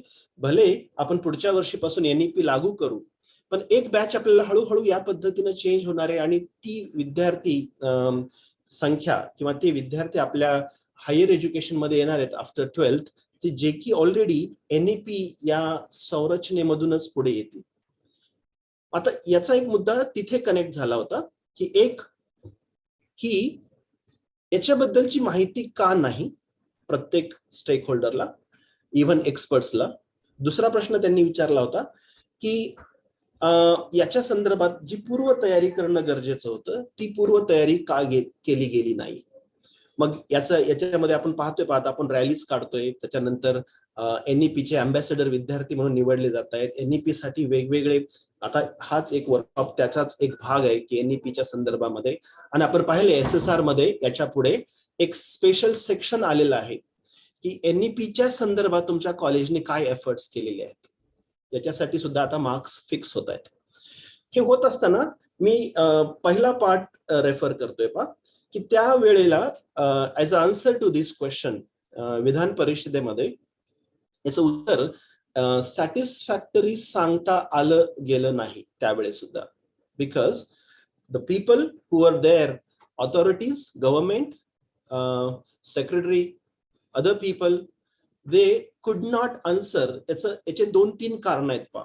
एक आहे, पहिलं कारण NEP च्या संदर्भामध्ये ती संरचना स्पष्ट आहे कुठली, की कशा पद्धतीनं क्रेडिट बदलतायत, कशा पद्धतीनं इलेक्टिव्ह, ह्या सगळ्या गोष्टी होत आहेत. पण आपल्याकडे प्रॅक्टिकल लेवलला आपल्याला माहित आहे, आपल्याकडे 3rd इयरला एक प्रोजेक्टचा पेपर आहे जो की नॉन ग्रांट आहे. त्या एक पेपर नॉन ग्रांट असणं आणि त्याच्या वर्कलोड संदर्भातले ज्यावेळेस आपण प्रश्न विचारतो की याच्यासाठीचा जो पैसा आहे, याच्यासाठी जो कोणी क्लास घेईल त्याचे पैसे कोण देईल, याच्या संदर्भातला एक संभ्रम आपल्याला माहिती आहे. एखादा वर्कलोड असेल तर त्या संदर्भामध्ये काय होणार, त्या संदर्भातले स्पष्ट संकेत, स्पष्ट निर्णय हे झाले गेले तरच एखादी पॉलिसी व्यवस्थित राबवली जाऊ शकत होती. NEP संदर्भात हाच एक मोठा प्रश्न विचारला जातोय आणि तोच आपल्या बऱ्यापैकी मानसिकतेचा भाग आहे. तो म्हणजे NEP संदर्भामध्ये जे काही चेंजेस होत आहेत, जे क्रेडिट कमी किंवा जास्त होत आहेत किंवा पुढे ड्रास्टिकली चेंज होणार आहेत. क्रेडिट म्हणजे काय, आपल्या टीचिंगचे आवर्स ज्या पद्धतीनं बदलणार आहेत. याच्यातलं एक छोटंसं उदाहरण घेतो आणि मी पुढे जातो. म्हणजे जसं की 4थं वर्ष येतंय. 4थं वर्ष कोणतं येतंय? 1st year, 2nd year, 3rd year आपण आता सध्या शिकवतोय. आता 4थं वर्ष ऍड होतंय UG मध्येच आणि त्याचं नाव आहे BA मध्ये. जर 4थं वर्ष ऍड होते तर त्याला आपण म्हणतोय BA विथ ऑनर्स, आणि 4थं वर्ष आणखी वेगळ्या पद्धतीने ऍड होते तर त्याला म्हणतोय BA विथ रिसर्च. बघा, हे 4थं वर्ष त्या ठिकाणी 2 भागामध्ये विभागलं गेलंय. ज्या विद्यार्थ्याला पुढे PG करायचंय त्यांनी BA विथ ऑनर्स करायचंय, आणि ज्या विद्यार्थ्याला पुढे रिसर्च मध्ये जायचंय, PhD करायचंय, त्यांनी BA विथ रिसर्च करायचंय. बरं, ठीक आहे. आता हे रिसर्च त्याच ठिकाणी लागू होणारे जिथे PG प्रोग्राम आहे, किंवा हे 4थं वर्ष ज्या ठिकाणी त्याच ठिकाणी लागू होतंय ज्या ठिकाणी PG प्रोग्राम हा ऑलरेडी रन केला जातो. आता याच्या संदर्भामध्ये पण आपल्याकडे वेगवेगळ्या संरचना आहेत. काही ठिकाणी PG आहेत, काही ठिकाणी नाही आहेत. त्या संदर्भामध्ये आपल्याला कोणी एक्झॅक्ट माहिती देईल का की इथं नेमकं काय होणार आहे? हा झाला एक प्रश्न ज्यावेळेस सगळेजण ह्या अस्पष्टतेमुळं आपण काही गोष्टीची चर्चा करत राहतोय कायमचं. या संदर्भामध्ये विद्यापीठ लेवलला बऱ्याचशा क्लॅरिटीज आतापर्यंत आलेल्या आहेत.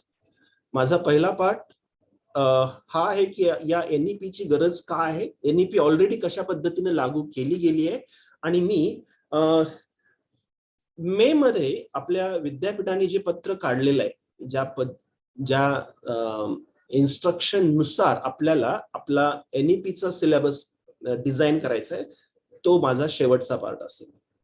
ओके, NEP चालू करण्याच्या अगोदर किंवा लागू करण्याच्या अगोदर 2012 मध्ये आपल्या केंद्र सरकारने याची तयारी चालू केली, आणि त्या संदर्भातलाच माझा हा रिसर्च प्रोजेक्ट आहे ICSR चा, ज्यासाठी मला 14 लाखाची ग्रांट मिळाली. की बिहोक नावाचे जे प्रोग्राम UGC सँक्शन केले, म्हणजे जवळपास 350 ते 400 कॉलेजेसला भारतामध्ये हे बिहोक प्रोग्राम दिलेत UGC आणि AICTE यांनी. त्यामध्ये त्यांनी मल्टिपल एंट्री, मल्टिपल एक्झिट ह्या गोष्टी ठेवलेल्या आहेत. त्यामध्ये त्यांनी वोकेशनल, ऑफकोर्स हा प्रोग्रामच वोकेशनल आहे, त्यानंतर स्किल बेस्ड, इंडस्ट्री अकॅडमिया कनेक्ट, अशा सगळ्या गोष्टींचा अंतर्भाव केला होता. हा प्रोजेक्ट तुम्ही एक पायलट स्टडी म्हणून NEP चा अभ्यास करण्यासाठी केलेलं आहे असंही आपण मानू शकतो. मग आता याच्यात काय रिअलाइज झालं, काय समजलं, या संदर्भातले बरेचसे कन्क्लुजन्स आहेत.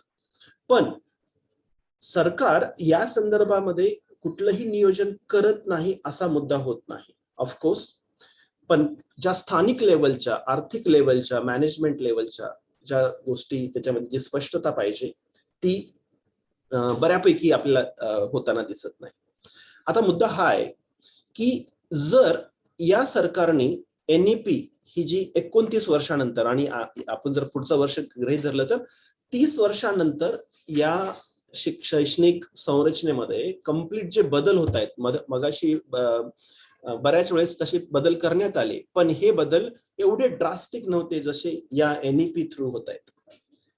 आता माझा एक सरळ प्रश्न हा असेल की समजा सरकारने जर ही NEP नाही आणली तर काय फरक पडेल, किंवा आपण ऍज टीचर्स, स्कॉलर्स एखादी गोष्ट जर नाही इंट्रोड्यूस केली तर आपण हे कधी म्हणू का की तुम्ही ही गोष्ट नाही आणली म्हणून देशाचं हे नुकसान झालेलं आहे, असं होतं का?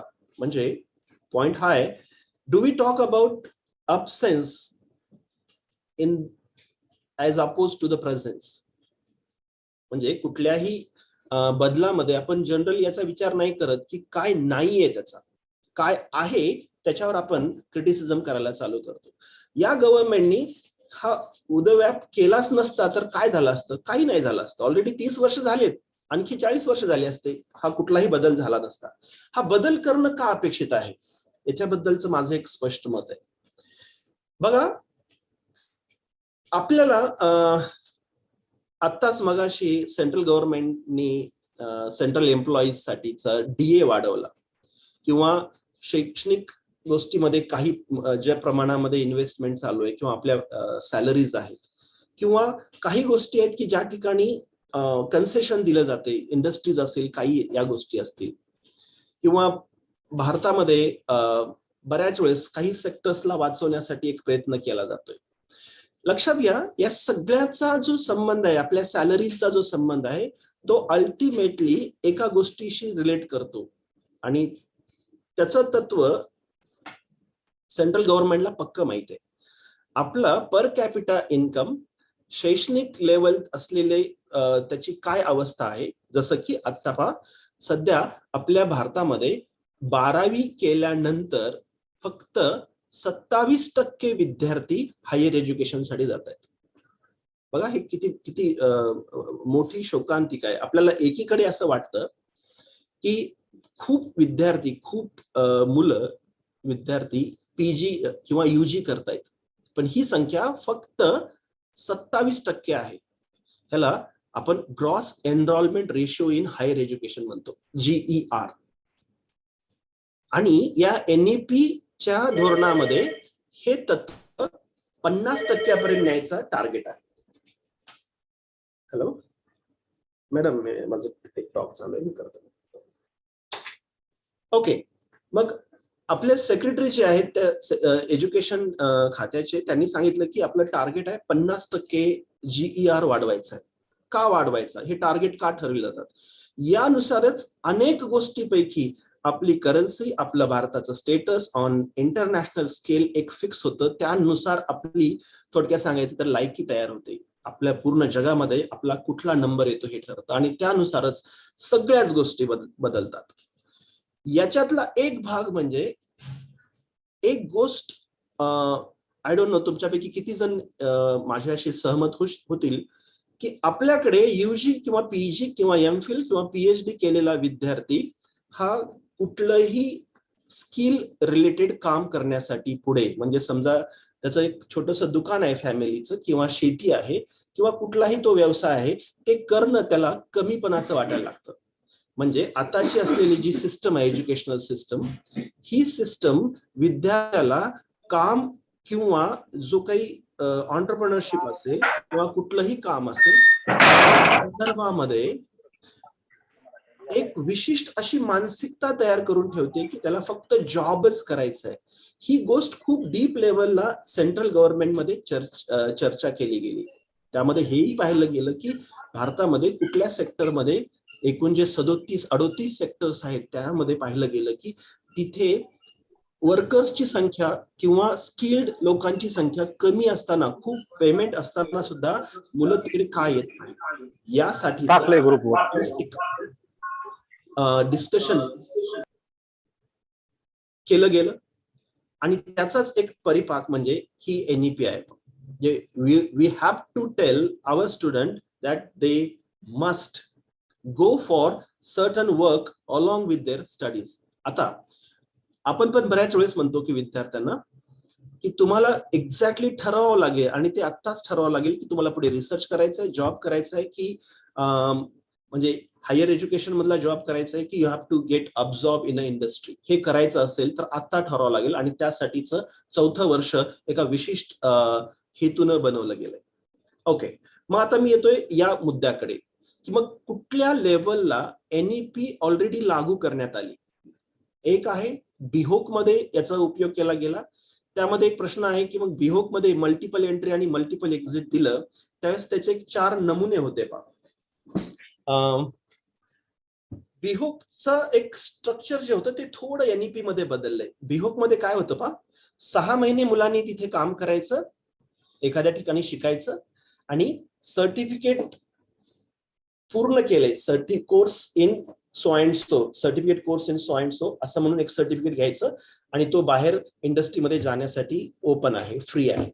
ओके, 1 वर्ष जर केला त्यांनी पूर्ण तर त्याला डिप्लोमा दिला जायचा. बघा, 1 इयर डिप्लोमा त्या कोर्समध्ये. त्याने ऍडमिशन घेतलंय बिहोक डिग्रीसाठी, पण त्याला असं वाटलं की 6 महिन्यात जायचंय आपल्याला निघून, तर त्याला सर्टिफिकेट मिळेल विद्यापीठाचं.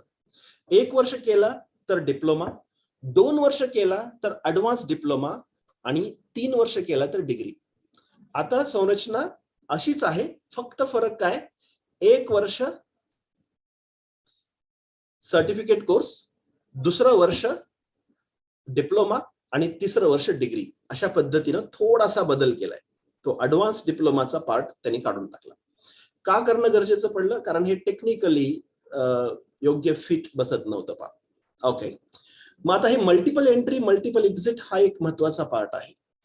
त्याच्या संदर्भामध्ये एक सगळ्यात महत्वाचा मुद्दा इथं स्पष्ट होतो पहा, की जर आपल्याकडे, म्हणजे हेही रिसर्च केला गेलाय, मला माहिती नाही तुमच्यापैकी किती जणांनी याच्याबद्दल ऐकलं, की शहरामध्ये सुद्धा रेग्युलर येणाऱ्या विद्यार्थ्याचं प्रमाण हे 50% आणि खेड्यामध्ये याच्यापेक्षाही परिस्थिती वाईट आहे. आता प्रश्न हा आहे की आपण हा प्रश्न स्वतःला कधी विचारत नाहीये की why our students are not coming regularly. त्याच्यातले ज्यावेळेस एक सर्वे केला गेला तर त्यामध्ये 3 गोष्टी स्पष्ट जाणवल्या. नंबर 1 की सिलेबस आणि त्याच्यानंतर डिग्री झाल्यानंतर जर जॉब मिळणारच नाही तर विद्यार्थ्यांना स्वतःलाच वाटायला लागतं, इव्हन हा एक कॉमन एक मत बनलेलं आहे की अभ्यास न करता किंवा कॉलेजला न जाता सुद्धा आपल्याला डिग्री मिळू शकते, आणि after all this is not very useful degree, त्याच्यामुळे आपल्याला कुठे जॉब मिळेल. बघा, इंजिनिअरिंग प्रोफेशनल याच्यामध्ये त्याचा प्रत्येक डिग्रीचा संबंध एका प्रोफेशनशी आहे, नोकरीशी आहे, आणि त्याच्या सॅलरीशी आहे. हा पहिला एक पार्ट, आणि याच्याबद्दल खूप मोठ्या प्रमाणात रिसर्च झालेला आहे. इव्हन काही एक्सटर्नल एजन्सी, बाहेर देशातल्या एजन्सीनं सुद्धा इथे तो रिसर्च केलाय. नंबर 1 म्हणजे आपल्याला असं वाटतं की हे कुणालाच माहिती होणार नाही की आपलं ड्रॉपआउटचं प्रमाण किती आहे, आपलं प्रेझेन्सचं प्रमाण किती आहे, हे सगळं अभ्यास झालेला आहे. मग असं का होतंय, आता हे जर अब्सेन्सचं प्रमाण 80% आहे, काही ठिकाणी 60%, काही ठिकाणी 50%, आणि एव्हरीवेअर इट्स मोर दॅन 50%. हळूहळू याचं रूपांतर होणार आहे की पुन्हा विद्यार्थी ऍडमिशन पण घेणार नाहीयेत. ओके, आता ते येत नाहीयेत, पुढचा टप्पा आहे, ते ऍडमिशन पण घेणार नाहीत, कारण ते म्हणतात की याचा कुठलाही संबंध याच्याशी येत नाहीये, आणि एक पूर्ण एज्युकेशनचं पॅटर्नच चेंज होऊ लागलेलं आहे. बरं, मग अशा परिस्थितीमध्ये काय होईल की आपले एज्युकेशन इन्स्टिट्यूशन्स हे इररिलेव्हंट बनतील. हा एक पहिला पार्ट. दुसरा पार्ट आहे की ती व्यक्ती शिकल्यानंतर त्याचा जो कामाच्या संदर्भात मधलं एक सगळ्यात महत्वाचा जो मुद्दा आहे की काम करायची लायकी असणं, स्किल असणं आणि इच्छा असणं, ह्या सगळ्या गोष्टी तिथे येणं जे गरजेचं आहे ते होत नाही. त्यामुळे तेही ऍड होतं. आणि yes, it is this education will not help. हे शिक्षण मदत करणार नाहीये आणि हे कुठंतरी याचा शेवट येणारच आहे. आता याच्यामध्ये बरेचसे अप्रोचेस आहेत. बऱ्याचशा पद्धतीनं या NEPचं आपल्याला इंटरप्रिटेशन करता येईल. याच्यात फायदा कुणाचा आहे, नुकसान कुणाचं आहे. शहरी आणि ग्रामीण हा सगळ्यात मोठा भाग आहे. त्याचाच एक भाग म्हणून आपल्याकडे NIRF आणलं गेलं, अटल रँकिंग आणलं गेलं, NAC आणलं गेलं. या तिन्ही मध्ये सुद्धा या NEPचे बरेचसे पॉइंट्स टाकण्याचा प्रयत्न केला गेला. बघा, NRF मध्ये दाखवलं गेलं की तुमच्याकडे स्टुडंट टीचर रेशो कशा पद्धतीने आहे, जो की NEPचा एक पार्ट आहे. मग आपण त्याच्या रिअलिटीशी बोलायला लागतो की मग जर गव्हर्नमेंटच जर NRF सारख्या याला म्हणते की एक 20 विद्यार्थ्याच्या मागे एक टीचर पाहिजे असं जर अपेक्षित असेल, तर मग गव्हर्नमेंट असं पोझिशन सँक्शन का नाही करत.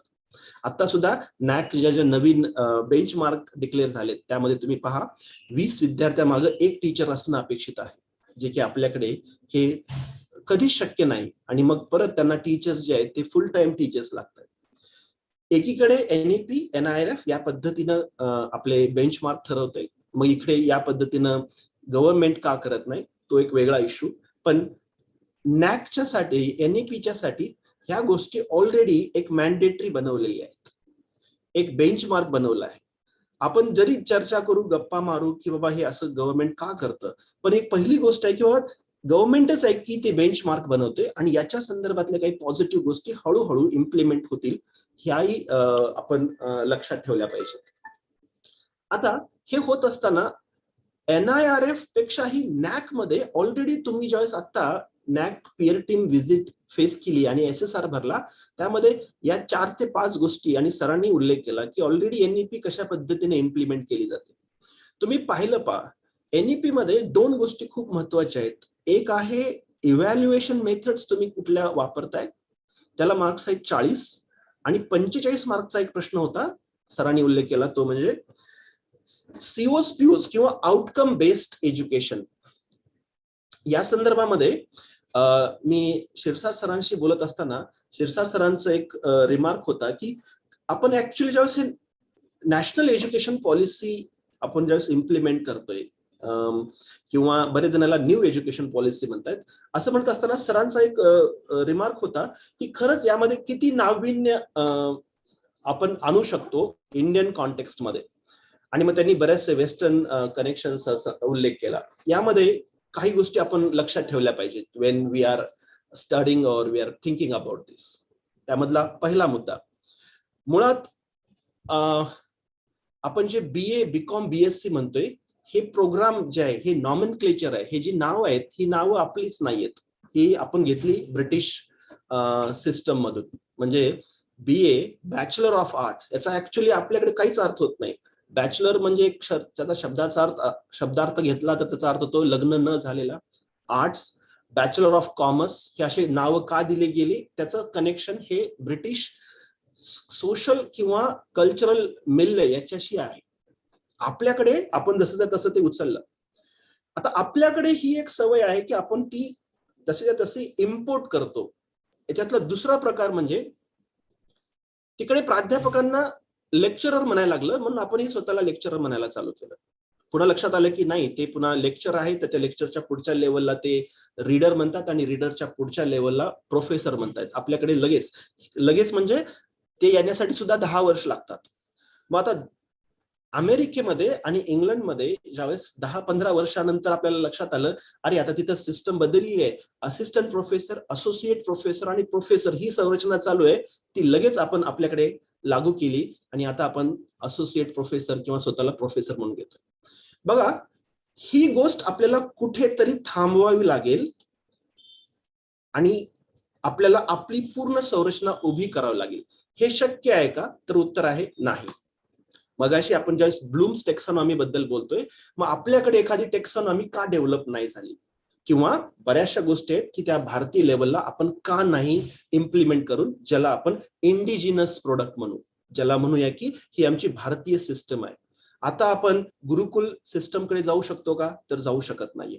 मग या मधल्या काळामध्ये जो ज्ञानाच्या लेवलचा जो गॅप पडला, त्याचा परिणाम असा आहे की we have no option other than going for this either American system और युरोपियन सिस्टम.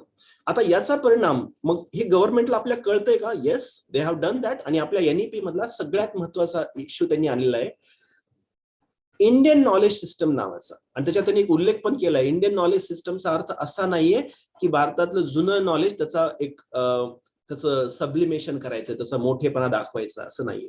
आपल्याला हे करायचं आहे की ते नॉलेज सिस्टम आता या पद्धतीमध्ये, नवीन पद्धतीमध्ये कशा पद्धतीनं अप्लाय करता येईल हे त्यांना अपेक्षित आहे.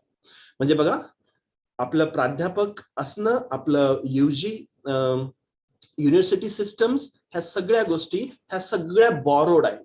आता एखादी गोष्ट आपण जेव्हा दुसरीकडून जशा तशी उसनी घेतो किंवा बॉरो करतो, त्याच्यात किती यशस्वी होण्याचे चान्सेस असतात हे तुम्ही इव्हॅल्युएट करू शकता, कारण तुम्ही सगळे प्राध्यापक आहात. आपल्याला सगळ्याला माहिती आहे की एखादी सिस्टम आपण जेव्हा असंच अशी उचलतो कुठूनही, त्याच्यामध्ये मग cultural difference, political, social, psychological सगळ्या डिफरन्समुळे काय गुंता होऊ शकतो हे आपल्याला माहिती आहे. बरं, आता याला पर्याय पण का नाहीये? कारण बघा, आपण आता एक ग्लोबल विलेज म्हणून स्वतःला पाहतोय. बघा, जर तुम्ही या सिस्टम सारखं, याच्यासारखं जर तुम्ही हे बदल नाही केले, कारण आता एकदा मी MIT युनिव्हर्सिटीला जाऊन आलो, सॉरी अमिटी युनिव्हर्सिटी. अमिटीमध्ये गेल्यानंतर मला लक्षात आलं, आज जे major subject, core, skill based, vocational, हे सगळे जे कोर्सेस आहेत, हे कोर्सेस अमिटी युनिव्हर्सिटी, ह्या सगळ्या प्रायव्हेट आणि सेमी प्रायव्हेट किंवा डीम्ड युनिव्हर्सिटी ह्यांच्यामध्ये हे सगळं असं पद्धतीनं चालू आहे already. It's not new, it is before 10 years. 10 वर्षापासून हे याच पद्धतीनं रन करतायत. आपल्याला असं वाटतं की दिस इज व्हेरी न्यू. तुम्ही ज्यावेळेस अमिटी युनिव्हर्सिटी किंवा इतर ज्या सेंट्रल युनिव्हर्सिटीज आहेत तिथे ऍडमिशन घेतल्यानंतर तुमच्या लक्षात येईल की तिथे मेजर आहे, त्याच्यातला मायनर आहे, त्याच्यानंतर सबसिडरी आहेत, इतर जे कोर्सेस आहेत त्याच्यामध्ये आपण पाहूया की आपल्या विद्यापीठाने सर्क्युलर कशा पद्धतीनं काढलेलं आहे ते. It is already there. बरं, मग याचा संबंध काय? याचा संबंध आहे इंटरनॅशनल सिच्युएशनशी. आपला विद्यार्थी हा आंतरराष्ट्रीय लेवलला तिथे अकोमोडेट झाला पाहिजे. मग हे होण्यासाठी त्याच्यातल्या काही बेसिक स्किल्स आहेत त्या डेव्हलप झाल्या पाहिजे. मग हे एन्श्युअर करण्यासाठी, म्हणजे पहा, पुणे विद्यापीठामध्ये ऑलरेडी ऑनर सिस्टम लागू आहे. कोल्हापूर विद्यापीठामध्ये फक्त 3rd इयरला ऑनर्स चालू होतं, म्हणजे फर्स्ट इयर आणि सेकंड इयर हे मिक्स सब्जेक्ट्स आहेत, 3rd इयरला मात्र एकच विषय आहे. आपल्याकडे तसं नाहीये. हे सगळीकडे वेगवेगळे प्रयोग झालेले आहेत. आता बघा, सगळ्यात महत्वाचं म्हणजे ज्या वेळेस आपला विद्यार्थी इथून बाहेर पडेल आणि ही जबाबदारी आपल्याला घ्यावं लागेल की त्याला हे बेसिक स्किल सेट्स आले पाहिजेत जर त्याला नोकरी पाहिजे असेल तर. कारण मी पाहतोय देवगिरीमध्ये 350 विद्यार्थी 3rd इयरचे ज्यावेळेस 8 ते 9 कंपनीज आमच्याकडे येतात प्लेसमेंटसाठी, 350 पैकी इन्फोसिसचं उदाहरण सांगतो, फक्त 29 ते 35 विद्यार्थी प्लेस होतात आणि बाकीचे विद्यार्थी यांना बाहेर काढलं जातं 4 लेवलच्या सिलेक्शन क्रायटेरियनमधून. ह्याचं कारण काय? पहिलं आहे लँग्वेज, लिहायचंय. दुसरं आहे स्पोकन कम्युनिकेशन. तिसरं आहे ऍप्टिट्यूड, आणि ऍप्टिट्यूड मधून 350 पैकी 250 विद्यार्थी बाहेर पडतात. हे एक लक्षात ठेवलं पाहिजे. आणि मग तो मुद्दा येतो शेवटी, ज्यावेळेस 1-to-1 इंटरव्ह्यू होतो. मी त्यांना विचारलं की तुम्हाला ऍक्च्युअली काय पाहिजे. ते म्हणले, सर तुमचे आम्ही 350च्या 350 विद्यार्थी आम्ही घेऊ शकतो इन्फोसिसमध्ये, आम्हाला तेवढा अधिकार आहे, पण आम्हाला एवढ्या गोष्टी त्यांच्याकडून लागतील. आम्हाला त्यांच्याकडून जास्त स्पोकन इंग्लिशची अपेक्षा नाहीये. आम्हाला फक्त एकच अपेक्षा आहे की त्यांनी आम्हाला कळावं एवढं चांगलं इंग्लिश बोलावं आणि आमचं इंग्लिश त्यांना कळावं. बघा, these are certain basic things. आणि मग काही व्हॅल्यू ऍडिशन्स असावीत की बाबा त्यांना हे स्किल जमतं किंवा या गोष्टी जमत आहेत. ही संधी आता या NEP मध्ये या विद्यार्थ्यांना मिळते. मग ही संधी कुठल्या अशा मुद्दे आहेत की एक स्ट्रक्चर मध्ये आपल्या NEP कमिटीनं असेल किंवा विद्यापीठाने जे आपल्याला त्यांनी प्रोव्हाइड केलं ते एक. तर मी एक I'll share the screen and I'll go for that. Okay, can you see my screen? माझी स्क्रीन दिसते का आता? Yes, sir. Oh yes. Okay, so I'll go very quickly about this. हे एक सर्क्युलर आलं होतं आपल्या विद्यापीठाचं 10 मेला. तर त्या संदर्भामध्ये आपण एक थोडासा विचार करूया. काही चॅलेंजेस काय आहेत आपल्या या संदर्भातले.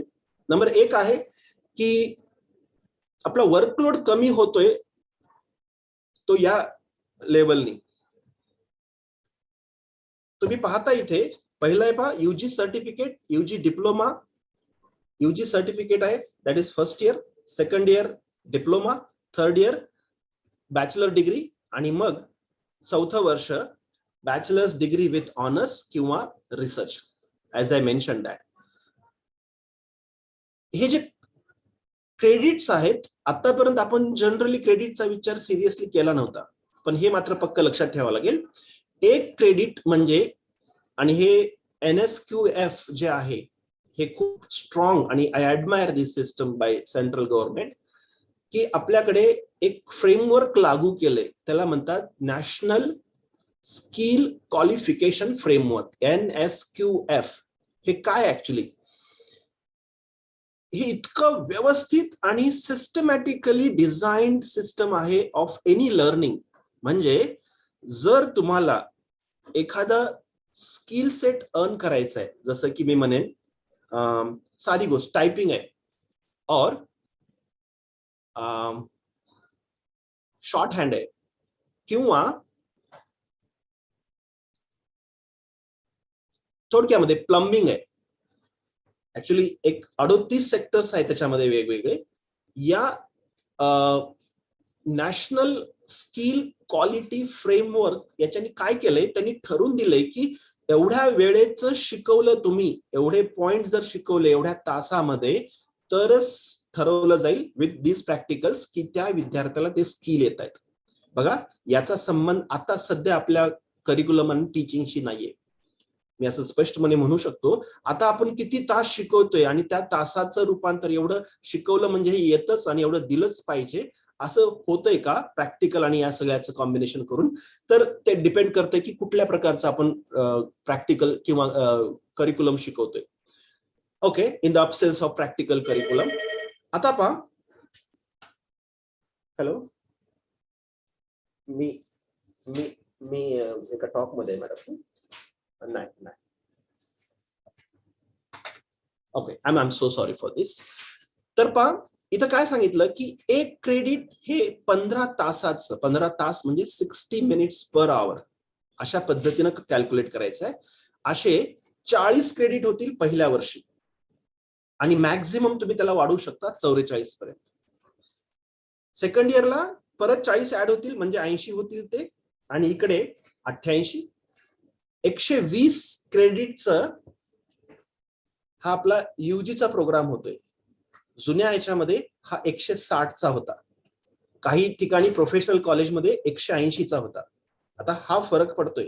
इथे तो मुद्दा येतोय पहा, आपण वर्कलोड संदर्भातला मुद्दा म्हणतोय. आता याच्याबद्दलचं एक चॅलेंज पण मी तुम्हाला सांगेन, जे आता महाराष्ट्रामध्ये ऑटोनॉमस कॉलेज आणि विद्यापीठांना NEP या वर्षीपासून लागू झाली. आपल्याकडे अफिलिएटेड कॉलेजला PG ला NEP लागू झालेली आहे. PG बद्दल आपल्याला जास्त कन्सर्न जास्त वाटणार नाहीये about workload, because almost all PGs under our university are non granted. मग आता इथं इश्यू काय की नगरचं जे कॉलेज आहे न्यू आर्ट्स कॉलेज, त्या संदर्भातला एक विषय ऐकायला मिळाला की कशा पद्धतीनं आता रिस्पॉन्सेस वाढत आहेत. आपण अगोदर याला क्लिअर करूया की पहिलं वर्ष ज्याला UG सर्टिफिकेट म्हटलं जाईल आणि तिथं तो सर्टिफिकेट घेऊन बाहेर जाऊ शकतो. इथे पहिला चान्स काय की त्याला एक्झिट करण्याचा चान्स आहे 1 वर्षाचं सर्टिफिकेट घेऊन. आता याचं चॅलेंज आहे की हा बाहेर ज्यावेळेस जाईल एखादा विद्यार्थी, तर तो असं कुठे एखादी इंडस्ट्री वगैरे आहे का की त्याला या एका सर्टिफिकेटवर नोकरी देईल, याबद्दलचा एक प्रश्न आहे. हा पहिला प्रश्न. दुसरा की असे विद्यार्थी करतील का, तर बिहोकचा अनुभव आहे आणि आताचा पुढच्या 5 वर्षामध्ये तरी मल्टिपल एंट्री आणि मल्टिपल एक्झिट हे होणार नाही, हे असं एक तत्व आहे. कारण जोपर्यंत बाकीच्या अलाइड सिस्टम्स जोपर्यंत डेव्हलप होत नाहीत तोपर्यंत हे होणार नाही. पण हे होण्याचे चान्सेस आणि या शक्यता आहेत का, तर 100% आहेत. कारण आपलं जस्ट एखाद्या इंडस्ट्री सोबत विद्यार्थ्याला आपण या करिक्युलम नुसार इंटर्नशिप करणं बंधनकारक करतो, त्यावेळेस त्या बघा आता आमच्याकडे इथे एक कंपनी आहे ज्याचं नाव आहे बजाज कंपनी. बजाज कंपनीमध्ये जर आम्ही आमच्या BSc 3rd इयरच्या मुलांना जर तिथे पाठवलंय 15 विद्यार्थ्यांना इंटर्नशिप करण्यासाठी, तर तिथे एक सगळ्यात महत्वाची गोष्ट काय ठरते, 3 महिने किंवा 6 महिन्याचं जे काही इंटर्नशिप तो तिथे करेल, ते करत असताना बजाजवाले म्हणतील की ह्या 15 विद्यार्थ्यापैकी 5 विद्यार्थी आम्हाला पाहिजेत कारण ते कामासाठी खूप चांगले आहेत. बघा आता कंपनी का रिस्क घेत नाही विद्यार्थ्यांचं येऊन सिलेक्शन करण्यासाठी, कारण त्यांना ते पूर्ण ट्रेन करणं याच्यामध्ये वेळ वाया घालायचा नाहीये. म्हणून तिथे जर त्याला पहिल्याच वर्षी किंवा दुसऱ्या वर्षी जर लक्षात आलं त्या कंपनीला की yes these students we want, तर ते म्हणू शकतात की we want to take exit. आता याचे पुढचे पण एक इम्प्लिकेशन्स आहेत की त्याने 1 वर्ष किंवा 6 महिने पूर्ण वेळ तिथं काम केलं तर त्याचे पण त्याला क्रेडिट मिळत आहेत. इंटर्नशिपचं तर मिळत आहेच, पण पुन्हा तो तिथे कंपनीमध्ये नोकरी करतोय आणि परत म्हणतोय की मी वापस आलोय, नाव आय हॅव धिस एक्सपिरियन्स, याचंही ऑब्झर्विंग केलं जाणार आहे. ओके, मग आता 4थ्या वर्षाचं जे हे वर्ष जे लागू होते ज्याच्यामध्ये क्रेडिट्स वाढत आहेत, या संदर्भातल्या ग्रांट्सचं किंवा या क्लासेसचं आणखी एक प्रश्न अनुत्तरित आहे.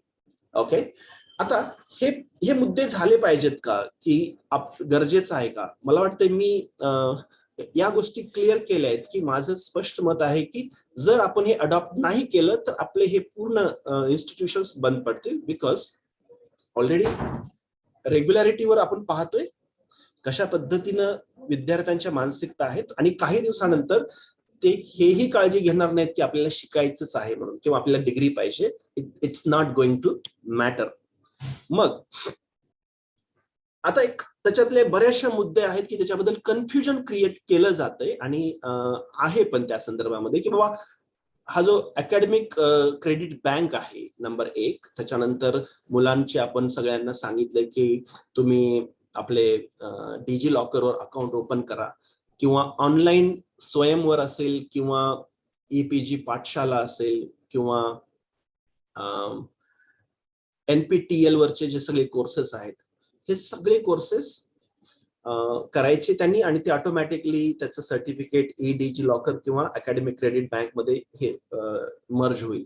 बघा याच्या संदर्भातला एक सगळ्यात महत्वाचा मुद्दा आहे, पुढचे 5 वर्ष हे सगळे ट्रायल आणि एरर मध्ये जाणार आहेत. हे लक्षात येणार आहे, बऱ्याच वेळेस आपल्यालाही लक्षात येईल की कशा पद्धतीने हे बनवायचं आहे पुढे. आता जसं ऑनरेबल सेक्रेटरी साहेबांनी आपल्याला सांगितलं की आपल्या मंडळाचे बरेचसे कॉलेजेस ऑटोनॉमस कॉलेज होण्यासाठी त्यांना इन्स्ट्रक्शन दिलेत आणि eventually we will turn into cluster. यावेळेस आपल्याला हे पूर्ण आपल्या स्वतःच्या दिमतीवर करायचं आहे, आपल्याला स्वतःला एक विद्यापीठ लेवलला, आणि हे सगळ्याच गोष्टी होत आहेत पण या गोष्टी ग्रॅज्युअली होणार आहेत. त्यामुळं बरेचसे पॉइंट्स जे आहेत या संदर्भात NEPच्या संदर्भातले हे पुढे हळूहळू क्लिअर होणार आहेत. कारण हे क्लॅरिटी वरच्याही लेवलला, म्हणजे NEPचं जे मॅन्युअल आलं पहिलं ते आहे 70 पानाचं, 70 ते 80 पानाचं. पूर्ण भारतामध्ये NEP लागू होणार आहे त्याचं मॅन्युअल फक्त आहे 70-80 पानाचं. त्याच्यापेक्षाही इंटरेस्टिंग गोष्ट, क्लस्टरचं मॅन्युअल आहे 28 पानाचं, ते पण मराठी आणि इंग्रजी पकडून. 28 पानामध्ये तुम्ही पूर्ण सिस्टम कशा पद्धतीने चेंज करू शकता का? नाही करू शकत. म्हणून त्याच्यावर आतापर्यंत 3-4 कमिटीज बसल्या आणि त्यांचे जे ड्राफ्ट्स पाहिले मी, तर त्याच्यामध्ये मग एक्सटेन्सिव्ह आणि बऱ्याचशा ट्रायल एरर चालू आहे. जसं साताऱ्यामध्ये आपल्या रयत शिक्षण संस्थेचे 3 कॉलेज एकत्र येऊन आज ती युनिव्हर्सिटी बनलेली आहे कर्मवीर भाऊराव पाटील यांच्या नावाने. मग चालू आहे, ट्रायल एरर सुरू आहेत आणि ह्या गोष्टी आपल्याला अडॉप्ट कराव्याच लागतील आणि ह्या होत आहेत. त्यामुळं बरेचसे डाऊट जे आपल्या डोक्याच्यामध्ये, यामुळं हे ठरत नाहीये की आपण लेबल लावू शकत नाही की it's not going to work. Now this is the letter we got from our university. Now these are some terminologies we must remember, आपल्याला लक्षात ठेवावंच लागतील. कारण बऱ्याच वेळेस मी पाहतोय आणि माझा एक नेहमी कन्सर्न असा असतो, it is a part of my research, की हाऊ परसेप्शन्स आर मेड. ज्यावेळेस आपल्याला एक टेक्निकल इश्यू माहित नसतो, जसं की बऱ्याच वेळेस पहा त्यावेळेस झालं ब्लूम्स टेक्सॉनॉमीच्या संदर्भामध्ये, की आपल्या नॅकच्या प्रेझेंटेशनच्या वेळेस सुद्धा या इश्यूचा संदर्भ आला होता, की ब्लूम एक आहे तो आपल्याला सीओज पीओज मॅपिंग करायचं आहे, त्याचे काही स्केल ठरलेले आहेत, अशा टेक्निकल गोष्टी आल्या की मग आपल्याला वाटतं की ना समथिंग इज असे काहीतरी गुड आहे जे आपल्याला कळणार नाही, आणि आपण we try to avoid that बा. आणि इट्स नॉट व्हेरी डिफिकल्ट. मगाशी जो माझा एक लाईन ऑफ थॉट होतं ते म्हणजे की आपण विदेशातलं फॉलो करायला पाहिजे का, तर येस करायला पाहिजे. Which is first thing we have to understand it. आपल्याला ते समजून घेता आलं पाहिजे. Without understanding we should not accept this, or we cannot accept if we don't understand it. Second part, की तिथे चांगल्या प्रकारचा रिसर्च होतोय याबद्दल मलाही डाऊट नाहीये. थर्ड पार्ट, की तो पार्ट आपल्या ठिकाणी आपल्या कल्चरमध्ये आपल्या एन्व्हायरमेंट कसा मॉडिफाय करून हे केला जाऊ शकतो. आणि ब्लूमच्या बद्दल त्याचं उदाहरण देतो आणि मी पुढे येतो. बघा ब्लूम काय म्हणतो, की तुम्हाला 3 स्किल शिकवण्यामध्ये आल्याच पाहिजेत, त्याच्यावर तुम्ही अनालिसिस करता का.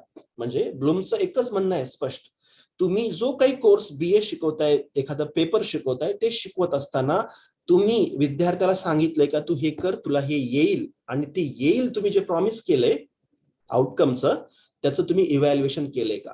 आणि हे जर तुम्ही नाही करत असाल तर याचा अर्थ आहे की तुमचा प्रोग्राम फेल होणार आहे, तुमचं एज्युकेशन सिस्टम फेल होणार आहे. मग त्यांनी काय म्हणताय, 3 गोष्टीवर करा. एक आहे कॉग्निटिव्ह, दुसरा आहे सायकोमोटर, आणि तिसरा आहे अफेक्टिव्ह डॉमेन. हे 3 डॉमेन सांगितले. हे काय खूप विचित्र किंवा अशी काही आहेत की जे आपल्या कॉग्निशनच्या आपल्या समजण्याच्या पलीकडचे आहेत का, नाहीये. काय म्हणतात त्यांनी, कॉग्निशन म्हणजे तुम्ही शिकवलेलं विद्यार्थ्यांना कळतं का, तर हे उत्तर आहे येस कळतं. बर, दुसरा पार्ट त्यांनी मॅन्डेटरी केला सगळ्यांसाठीच, फक्त सायन्स साठीच नाहीये. काय, सायकोमोटर सांगितलं जातं आणि त्याला ऍक्टिव्हिटीमध्ये रूपांतर करता येतं का, ज्याला आपण प्रॅक्टिकल म्हणू येतो सोप्या भाषेमध्ये. पण आपण प्रॅक्टिकल वगैरे म्हणलं की लँग्वेज सोडून देतो, सोशल सायन्सेस सोडून देतो, ते फक्त सायन्स मध्येच असू शकतं, ते पण विशिष्ट. ह्यालाच ब्लूम सांगतो की प्रत्येक कोर्सला प्रत्येक ठिकाणी सायकोमोटर डॉमेन असलंच पाहिजे. म्हणजे त्याला प्रॅक्टिकल परफॉर्म केल्या गेल्याच पाहिजे, त्याला ते जमलंच पाहिजे. आता हा एक सगळ्यात महत्वाचा पार्ट आहे जो NEP मध्ये पण आहे. म्हणून आपल्याला आता स्किल ओरिएंटेड, व्होकेशनल हे सगळे कोर्सेस ऍड करावंच लागतात. तिसरा पार्ट आहे अफेक्टिव्ह डॉमेन. अफेक्टिव्ह डॉमेनचा इथं एक मोठा संदर्भ येतो. अगोदर काय व्हायचं, आपल्याकडे NSS चेच विद्यार्थी किंवा जास्तीत जास्त NCC NSS चे विद्यार्थी कुठल्या तरी सोशल ऍक्टिव्हिटीमध्ये किंवा इतर समाज उपयोगी ऍक्टिव्हिटीमध्ये भाग घ्यायचे. आणि याचं प्रमाण काय, तर तेच आहे 100चं युनिट आहे किंवा 200चं युनिट आहे, त्यापैकी थोडेसे काही विद्यार्थी येतात आणि तेवढेच NSS चे मेंबर्स व्हॉलंटियर्स काम करतात. आता मात्र त्यांच्या लक्षात आलं की होत नाहीये भारतीय कॉलेजेस आणि विद्यापीठामधून, म्हणून हा affective domain, emotional part, that is your social responsibility to your institution, to your family, to your colleagues, everything, तो त्या 3 डॉमेन वर तुमचा करिक्युलम तुम्ही जे शिकवताय आणि त्याचं आउटकम हे मॅप करता येतं का. आता मॅपिंगचा परत एक टेक्निकल इश्यू आहे, I won't go into that. आता त्यावेळेस मी ज्यावेळेस वाचलं त्यावेळेस लक्षात आलं की नाही, ब्लूम काही वेगळी गोष्ट सांगत नाहीये. हा काही असा एक व्यक्ती नाहीये की तो कुठल्या देशाचंच प्रतिनिधित्व करतो किंवा कल्चरचं. No, he is telling these 3 things should be known to our students, learners. आणि म्हणून याचा परिणाम पहा, जनरल ओपन इलेक्टिव्ह आलं, vocational skill and skill enhancement, now that is psychomotor, vocational skill courses psychomotor, skill enhancement courses, ability enhancement courses, Indian knowledge system that we have adopted. आता बघा NEP ला कसं आपण त्यांचं NEP साठी आपलं गोष्ट काय अडॉप्ट केली. Value education system, now this value connects to affective domain, on job training, again psychomotor, field project, community engagement, again affective. So you got to see this on Bloom's perspective. Okay, आता major subject असतील. पहिला तुमचा विद्यार्थी, मला माहिती आहे तुम्हाला हे सगळ्यांनाच ऑलरेडी हे सर्क्युलर तुम्ही पाहिलेलं आहे, त्याच्यामध्ये मी फक्त काही गोष्टी रिपीट करण्याचा प्रयत्न करतो. I am sorry if I am repeating a lot. Major subject जो घ्यायचा आहे फर्स्ट इयरला विद्यार्थ्यांना, तर तो त्याचं जे व्हॅल्यू असलं पाहिजे ते टोटल क्रेडिटच्या 50% असलं पाहिजे. बघा, हा एक सगळ्यात महत्वाचा पार्ट आहे. आणि बाकीचे मग मायनर, इंटर्नशिप, ओपन इलेक्टिव्ह हे आपण इथं जास्त क्लिअरली पाहू शकतो. Now you can see this. हे फर्स्ट सेमेस्टर आहे. फर्स्ट सेमेस्टर मध्ये काय होईल, पहिला पेपर हा मेजर, दुसरा पेपर मेजर, DSC तिथे तुम्ही ऑफर करू शकता, किंवा तुम्ही डायरेक्ट याच्यासाठी जाऊ शकता. म्हणजे पहा, इलेक्टिव्ह मेजर सब्जेक्ट त्याच सब्जेक्टशी रिलेटेड इतर इलेक्टिव्ह. बघा इथे तुम्हाला जास्त क्लिअरली लक्षात येईल. मॅन्डेटरी मध्ये आहेत मेजरचे आणि त्याच विषयाचे रिलेटेडचे काही एक पूल आहे, त्याच्यातून तुम्हाला सिलेक्ट करायचं आहे. मग तुम्हाला तो ऑप्शन दिलेला आहे की तो कुठल्या लेवलला, कुठल्या ठिकाणी तो दाखवायचा आहे. आता पहा, मग पुन्हा आहे जनरल इलेक्टिव्ह. त्यापैकी 3 तुम्ही ठरवायचे, 3 पैकी 1 घेतला जाईल, किंवा त्याला तुम्ही ज्या पद्धतीनं सिलेक्शन दिलेलं आहे ते पुढच्या याच्यामध्ये तुम्हाला लक्षात येईल. आता इथं सिंपल गोष्ट काय इथं समजून घेण्याची, पहिला आहे की 50% हा मेजर जो सब्जेक्ट आहे तो दिला जाईल. आता याला आपल्या भाषेमध्ये सांगायचं म्हणजे, अगोदर विद्यार्थी यायचा आणि BSc मध्ये बॉटनी, झुलॉजी आणि कम्प्युटर सायन्स हा विषय घ्यायचा. आता काय होणार आहे, मात्र हे 3 विषय अगोदर ऑलमोस्ट मेजर टाईप होते, आता तसं होणार नाहीये. तो येईल आणि तो म्हणेल की मी बॉटनीचा एक विषय घेईल जो माझा मेजर आहे. म्हणजे आता त्या विद्यार्थ्याला ठरवावं लागेल की माझ्या करिअरमध्ये मला बॉटनीमध्ये शिकायचं आहे, मला स्पेशलायझेशन तेच पाहिजे. आणि याचा कॉन्फ्लिक्ट 2 ठिकाणी आहे. ते म्हणजे इंजिनिअरिंग मध्ये आणि MBBS मध्ये सुद्धा तसंच आहे. सुरुवातीला पहिल्या वर्षी एक पेपर शिकवला जातो, एक बेसिक गोष्टी शिकवल्या जातात. त्याच्यानंतर इंजिनिअरिंग मध्ये पुन्हा तो विद्यार्थी ठरवतो की मला कुठल्या प्रकारचं इंजिनिअरिंग करायचं आहे. मग पहिला वर्ष सारखं असतं सगळ्यांसाठी, मात्र सेकंड इयर पासून सुरू होतं की त्याचं स्पेशलायझेशन. हे का गरजेचं आहे, कारण आपण पाहतोय की specialise study is important in order to become really a good employee और रिसर्चर्स इन दॅट फील्ड. आता याचा संबंध इथे येतो पहा, की मग इथे विद्यार्थ्याला ऑफर करण्यासाठीच्या काही बास्केट्स आपल्याला तयार करायचं आहे, आणि ते आहेत जनरल इलेक्टिव्ह. मग ते देण्यासाठी आपल्याकडे एक संख्या ठरवायचं.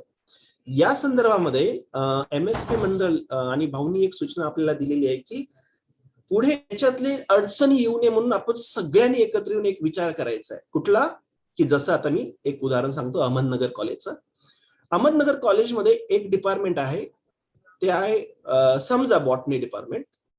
तर त्या डिपार्टमेंटला जसं तुमच्याही कॉलेजमध्ये असं होतं की विद्यार्थी 3 विषय घेतात, त्यामुळे त्या विषयाचं तिथे 350 ऍडमिशन जवळपास व्हायचे, 250 ते 350 एका विषयाला ऍडमिशन. आता काय झालं, या वर्षी NEP मध्ये फक्त 29 विद्यार्थ्यांनीच ठरवलं की मला बॉटनी करायचं आहे अँड दॅट्स माय स्पेशलायझेशन. बघा, आपले खूप विद्यार्थी थर्ड इयरला गेल्यानंतर मग मेजर मध्ये काहीतरी ठरवतात की मला काय करायचं, पण तोपर्यंत फर्स्ट इयर, सेकंड इयर आणि थर्ड इयर मध्ये सुद्धा मेजर मध्ये 3 ऑप्शन तर असतातच, पण बाकीचे किंवा 2 ऑप्शन असतात, पण बाकीचे चूज करायची संधी मिळते.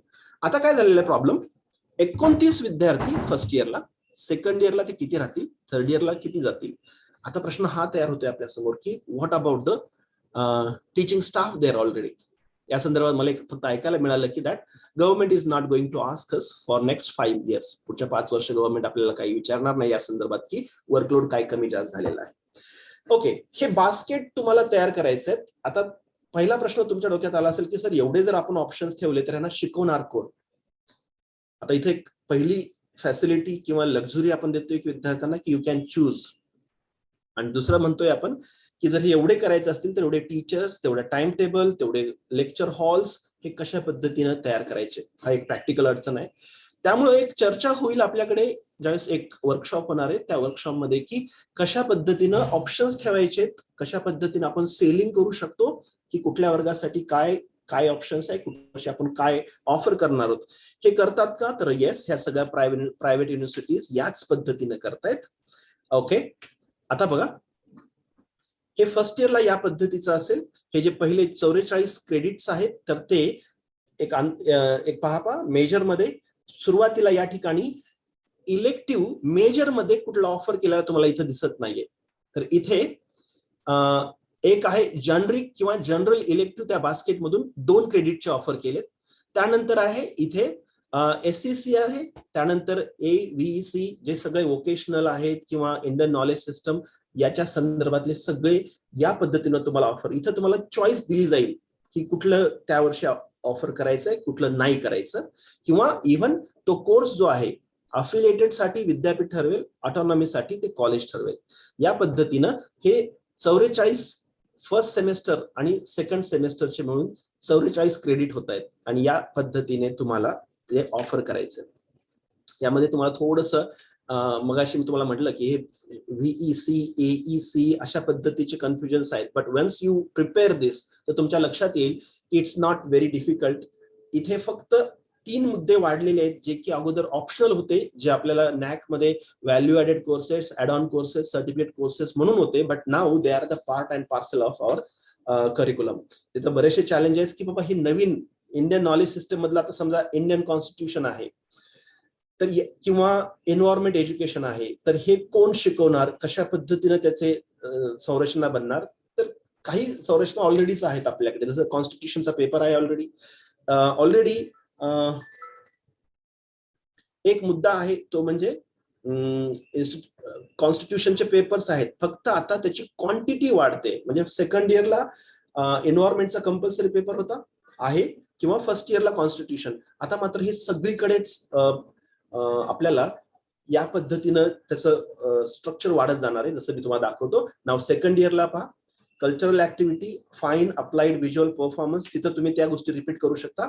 थर्ड इयरला सुद्धा त्याचे क्रेडिट्स ठरलेले आहेत. मग काही प्रोजेक्ट रिपोर्टचे क्रेडिट्स आहेत. इकडे मात्र तुम्ही लेफ्ट साइडला पाहू शकता की मेजरचे क्रेडिट हे वाढत जात आहे. So fourth year this is UG honours degree calculating 176 credits, आणि then त्यालाच parallel UG honours with research degree with 176. इथं तुम्ही पहा हे जे रिसर्च प्रोजेक्ट साठी जे क्रेडिट आहेत ते सगळ्यात जास्त आहेत. यानुसार आपण ह्या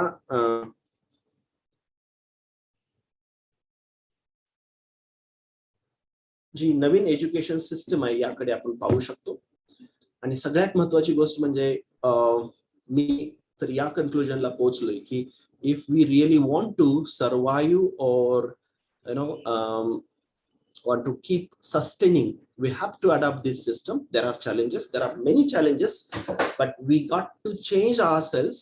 असं एक माझं स्पष्ट मत आहे की जर आपण याला अडॉप्ट नाही केलं तर आपल्याकडे एकही प्रॉब्लेम असाही आहे की we do not have another alternative system to present. Tamil Nadu education policy राबवली, सेंट्रलची मान्य नाही केली. कर्नाटकनी राबवली, 1 वर्ष सक्सेसफुल चाललं, दुसरं वर्ष सुरू झालं की कर्नाटकच्या गव्हर्नमेंटनी गेल्या 3.5 महिन्यापूर्वी एज्युकेशन चीफ मिनिस्टरनी अनाउन्स केलं की we are scrapping the national education policy. केरळमध्ये ड्राफ्ट बनवणं चालू आहे, ऑलमोस्ट इम्प्लिमेंटेशन सुरू होतंय नवीन एज्युकेशन पॉलिसी केरळची स्वतःची. आता याच्यातून होणारे कन्फ्युजन्स, याच्यातून होणारे पुढे नॅशनल लेवलला, कारण आपले विद्यार्थी ज्यावेळेस इकडे तिकडे मूव्ह करतील त्यावेळेस याचा संदर्भ कसा येईल. एकच वेळ, हा मी 5 मिनिटात येतोय. Okay, now so this is something that's happening on national scale. पण हे होत असताना एक मेन पॉइंट असा आहे की दिस इज मच नीडेड. गव्हर्नमेंटनी नाही आणलं तरी आपण त्यांना दोष दिला नसता. Government is bringing this because आपण कितीही टाळलं, कितीही दाखवायचं झाकून जरी ठेवलं तरी मला एक पक्क वाटतं की things will happen and they will definitely happen. एवढ्या लेवलला जाऊ नये की जिथे आपण तो जो लॉस आहे किंवा तो जो डिस्ट्रक्शन आहे त्याला मेंट सुद्धा किंवा दुरुस्त सुद्धा करता येणार नाही, अशी कंडिशन येऊ नये. सो त्यासाठी मला असं वाटतं की this policy is very necessary. Thank you very much, Shirsar sir, for giving me this chance to talk to your participants here, your staff members. Barure madam, thank you so much. Rajpankhe sir, thanks a lot. Thank you, Vishnu Patil sir. It was really a very happy experience to listen you. Thank you. Even though with your busy schedule at IQAC of Devgiri College and Department of English, you could pay a lot of time and gave brainstorming session to our students, research fellows, and teachers of this typical national level seminar. We feel proud that you, the young generation, member of Marathwada Shikshan Prasarak Mandal, as a professor of English, as intellect on national education policy, one of the intellectual leaders of NAP for Marathwada Shikshan Prasarak Mandal. You are always helpful to us, and noble guidance is provided to develop our college. Thank you, Dr. Vishnu Patil sir. I pay heartfelt thanks to our honorable principal, Dr. Shivdas Shirsat sir. He always inspires the IQAC and the entire staff members of Yeshwantrao Chauhan College for organizing such intellectual programs. I also express sincere gratitude towards Principal Dr. Kamath sir from Goa, who handled the keynote address and gave us brainstorming ideas in relation to National Education Policy 2020. It has been a great need for all of us to understand this policy as it is to be implemented thoroughly from this academic year at Dr. Baba Sahib Ambedkar Marathwada University, Aurangabad. I express sincere gratitude towards the students of Yeshwantrao Chauhan College who joined this intellectual feast, the research fellows from the Department of English, Department of Political Science, Department of Economics of our college, and the delegates from Maharashtra and other states of India. Thank you. Thanks a lot, everyone. Over to you, Sheikh Ali sir, for concluding this event. Thank you. Thanks a lot. Thank you, Sheikh Ali sir, Sheikh Asif sir, for supporting this national seminar with ICT tools. Thanks a lot, everyone.